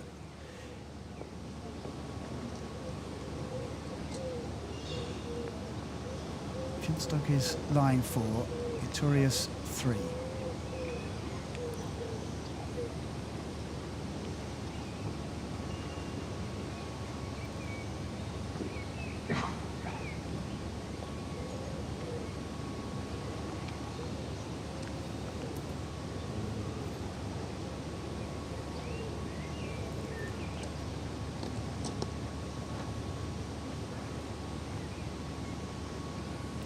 This is a par putt.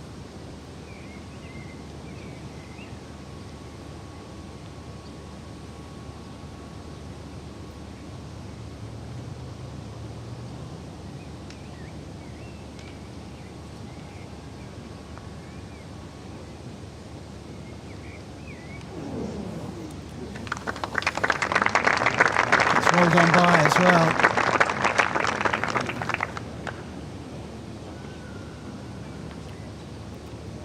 Quite simply, Artorias has 2 putts to win.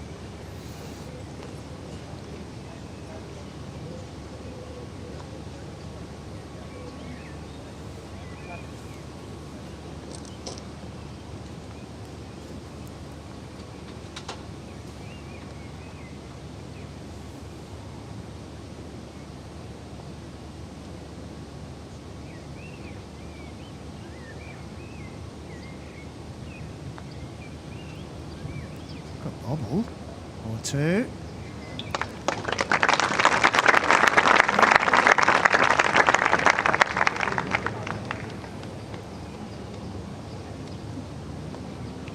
Well, that should be enough.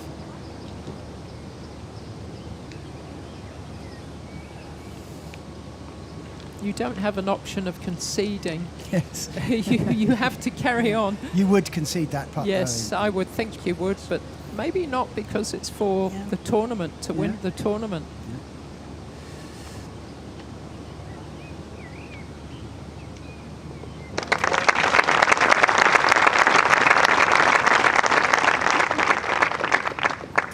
It was a bogey putt. She's giving it her best shot.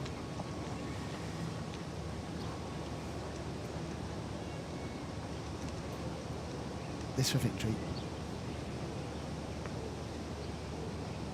It is a home win for Maria Artorias. Her 4th win on the Ladies European Tour, her first since 2019. And she has come from behind to win the very first La Sella Open. Magnificent performance. The final round 67, and winning on the 2nd playoff hole. Congratulations, Nuria.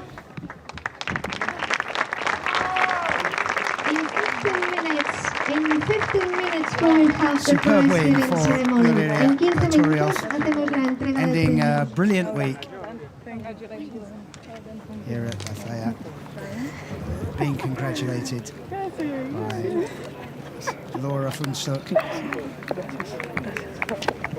who had the lead a couple of times Vamos. couldn't quite close it out.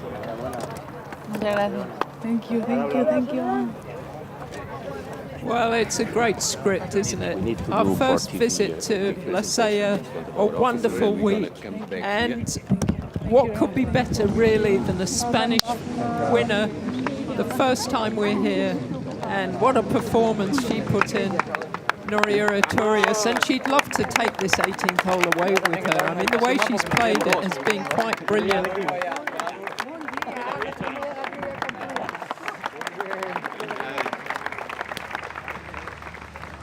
This was the winning putt.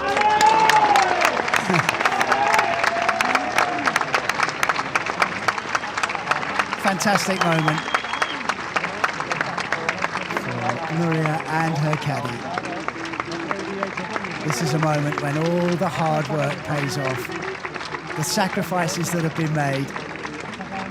The sweet taste of victory. Hello, everybody. Thanks for coming to La Sella.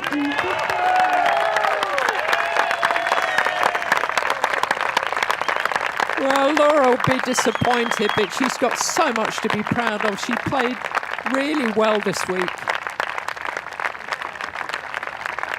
There was just that drive that finished her, wasn't it? She just couldn't escape from that.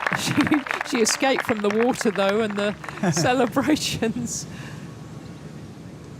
Well, it's a massive win. It's a cheque for €150,000 and a place at the AIG Women's Open. Nuria Iturrias the winner after a playoff, beating Laura Funchtuk. Cara Gaynor, superb round of 66. All alone in third place. Another good week for Kristina Napoliova. 3 players tied for 5th, including Anna Nordqvist. 4 under for the day.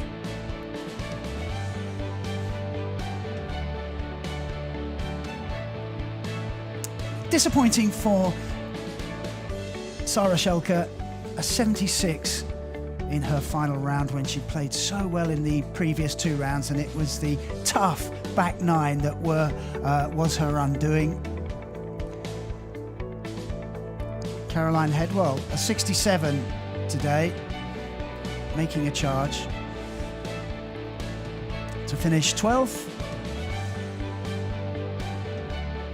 Ellie Givens, top 20 finish for her. Same too for Diksha Dagger. Level par for the day, 3 under for the tournament. And these players just outside the top 20.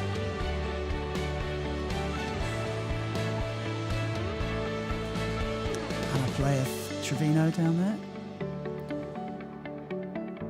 Carla Burnett, the top amateur of the week. 1 under for the day, 1 under for the tournament.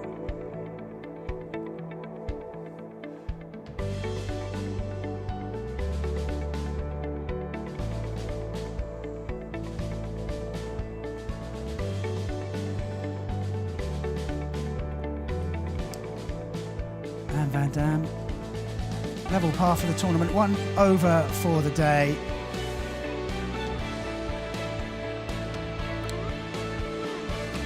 All these players making the cut and making money.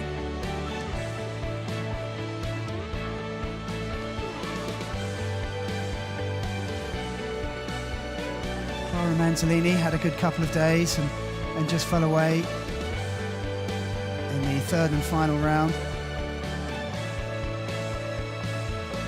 And that little asterisk next to Nuria Iturrias tells us that she is the winner.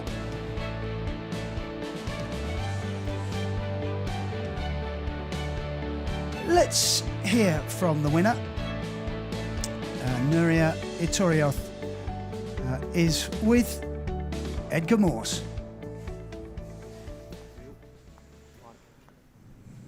Nuria, very, very many congratulations. A dramatic win always to win a golf tournament, but to win your first tournament in Spain that way as well.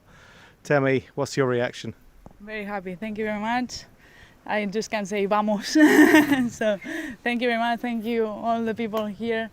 It's been amazing. It's been an amazing week. Starting today with a bogey, I couldn't imagine this, but I think we fight for it with my caddy, so we are pretty happy. And some key putts out there as well on 18 in regular play. That really meant a lot. That without that, you wouldn't have got to the playoff, of course. Yes. I don't know. It happened today, so I'm really happy that I could make it. And a word about your caddy. You do seem to be a real partnership out there together. How much influence has he had on this win? Well, he's been calming me a lot to me today, so I think he's doing a great job. He's reading good the greens, so happy for him that he got this too. And you've been in good form of late. Obviously, you were 6th in London. Did you feel this win coming? The wind? Did you feel this win coming? Sorry. Yes. Well, I've been playing very good. I think the past 3 months I've been practicing a lot, like trying to be in control on the course, because I know the golf is there. It's just the mental thing, you know. Trying to be there, trying to be happy as long as the golf. I don't care about the golf, so just being happy and seeing these people following me and supporting me makes me feel, I don't know, no words. Well, Nuria, one thing you always are is happy. You're always smiling, and I'm sure you're going to smile even more now because it's time to get your hands on a trophy in your native Spain. Well done. Thank you. Thank you very much.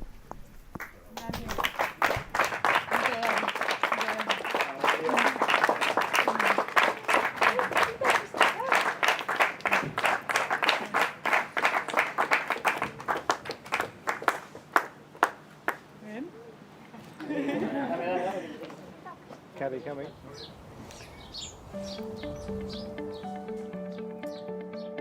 A worthy winner is Nuria Iturrioz, winning by playoff, the second playoff of the season, and the second half of the season of the Ladies European Tour has started with a bang, hasn't it, Mickey? It certainly has, and as you say, a very worthy winner, Nuria Iturrioz. It's interesting, isn't it? She said she started with a bogey. She had no idea that this was going to be her day, but it certainly was her day. And well done to Laura Fundstück as well for getting into that playoff and playing such good golf this week. I mean, the last hour or so of play was just phenomenal, wasn't it? With this is for a share of the lead, and we know that the trickiness of the greens and the trickiness of the back nine was and has caught people out all during the week, and that's what happened. And you know, drama unfolding on every hole practically on the back nine, but eventually we got it sorted. Yes, there were so many different scenarios about who would be in the playoff. Would somebody win it outright? But it was so exciting. I mean, you just couldn't call it. We had no idea who was going to win until really Laura Fundstück drove it into the trees on the second playoff hole. Nuria Iturrioz, the winner of the very first La Sella Open. We have had a really good week here. Everybody has enjoyed themselves. And from all of us here in Spain, it's goodbye.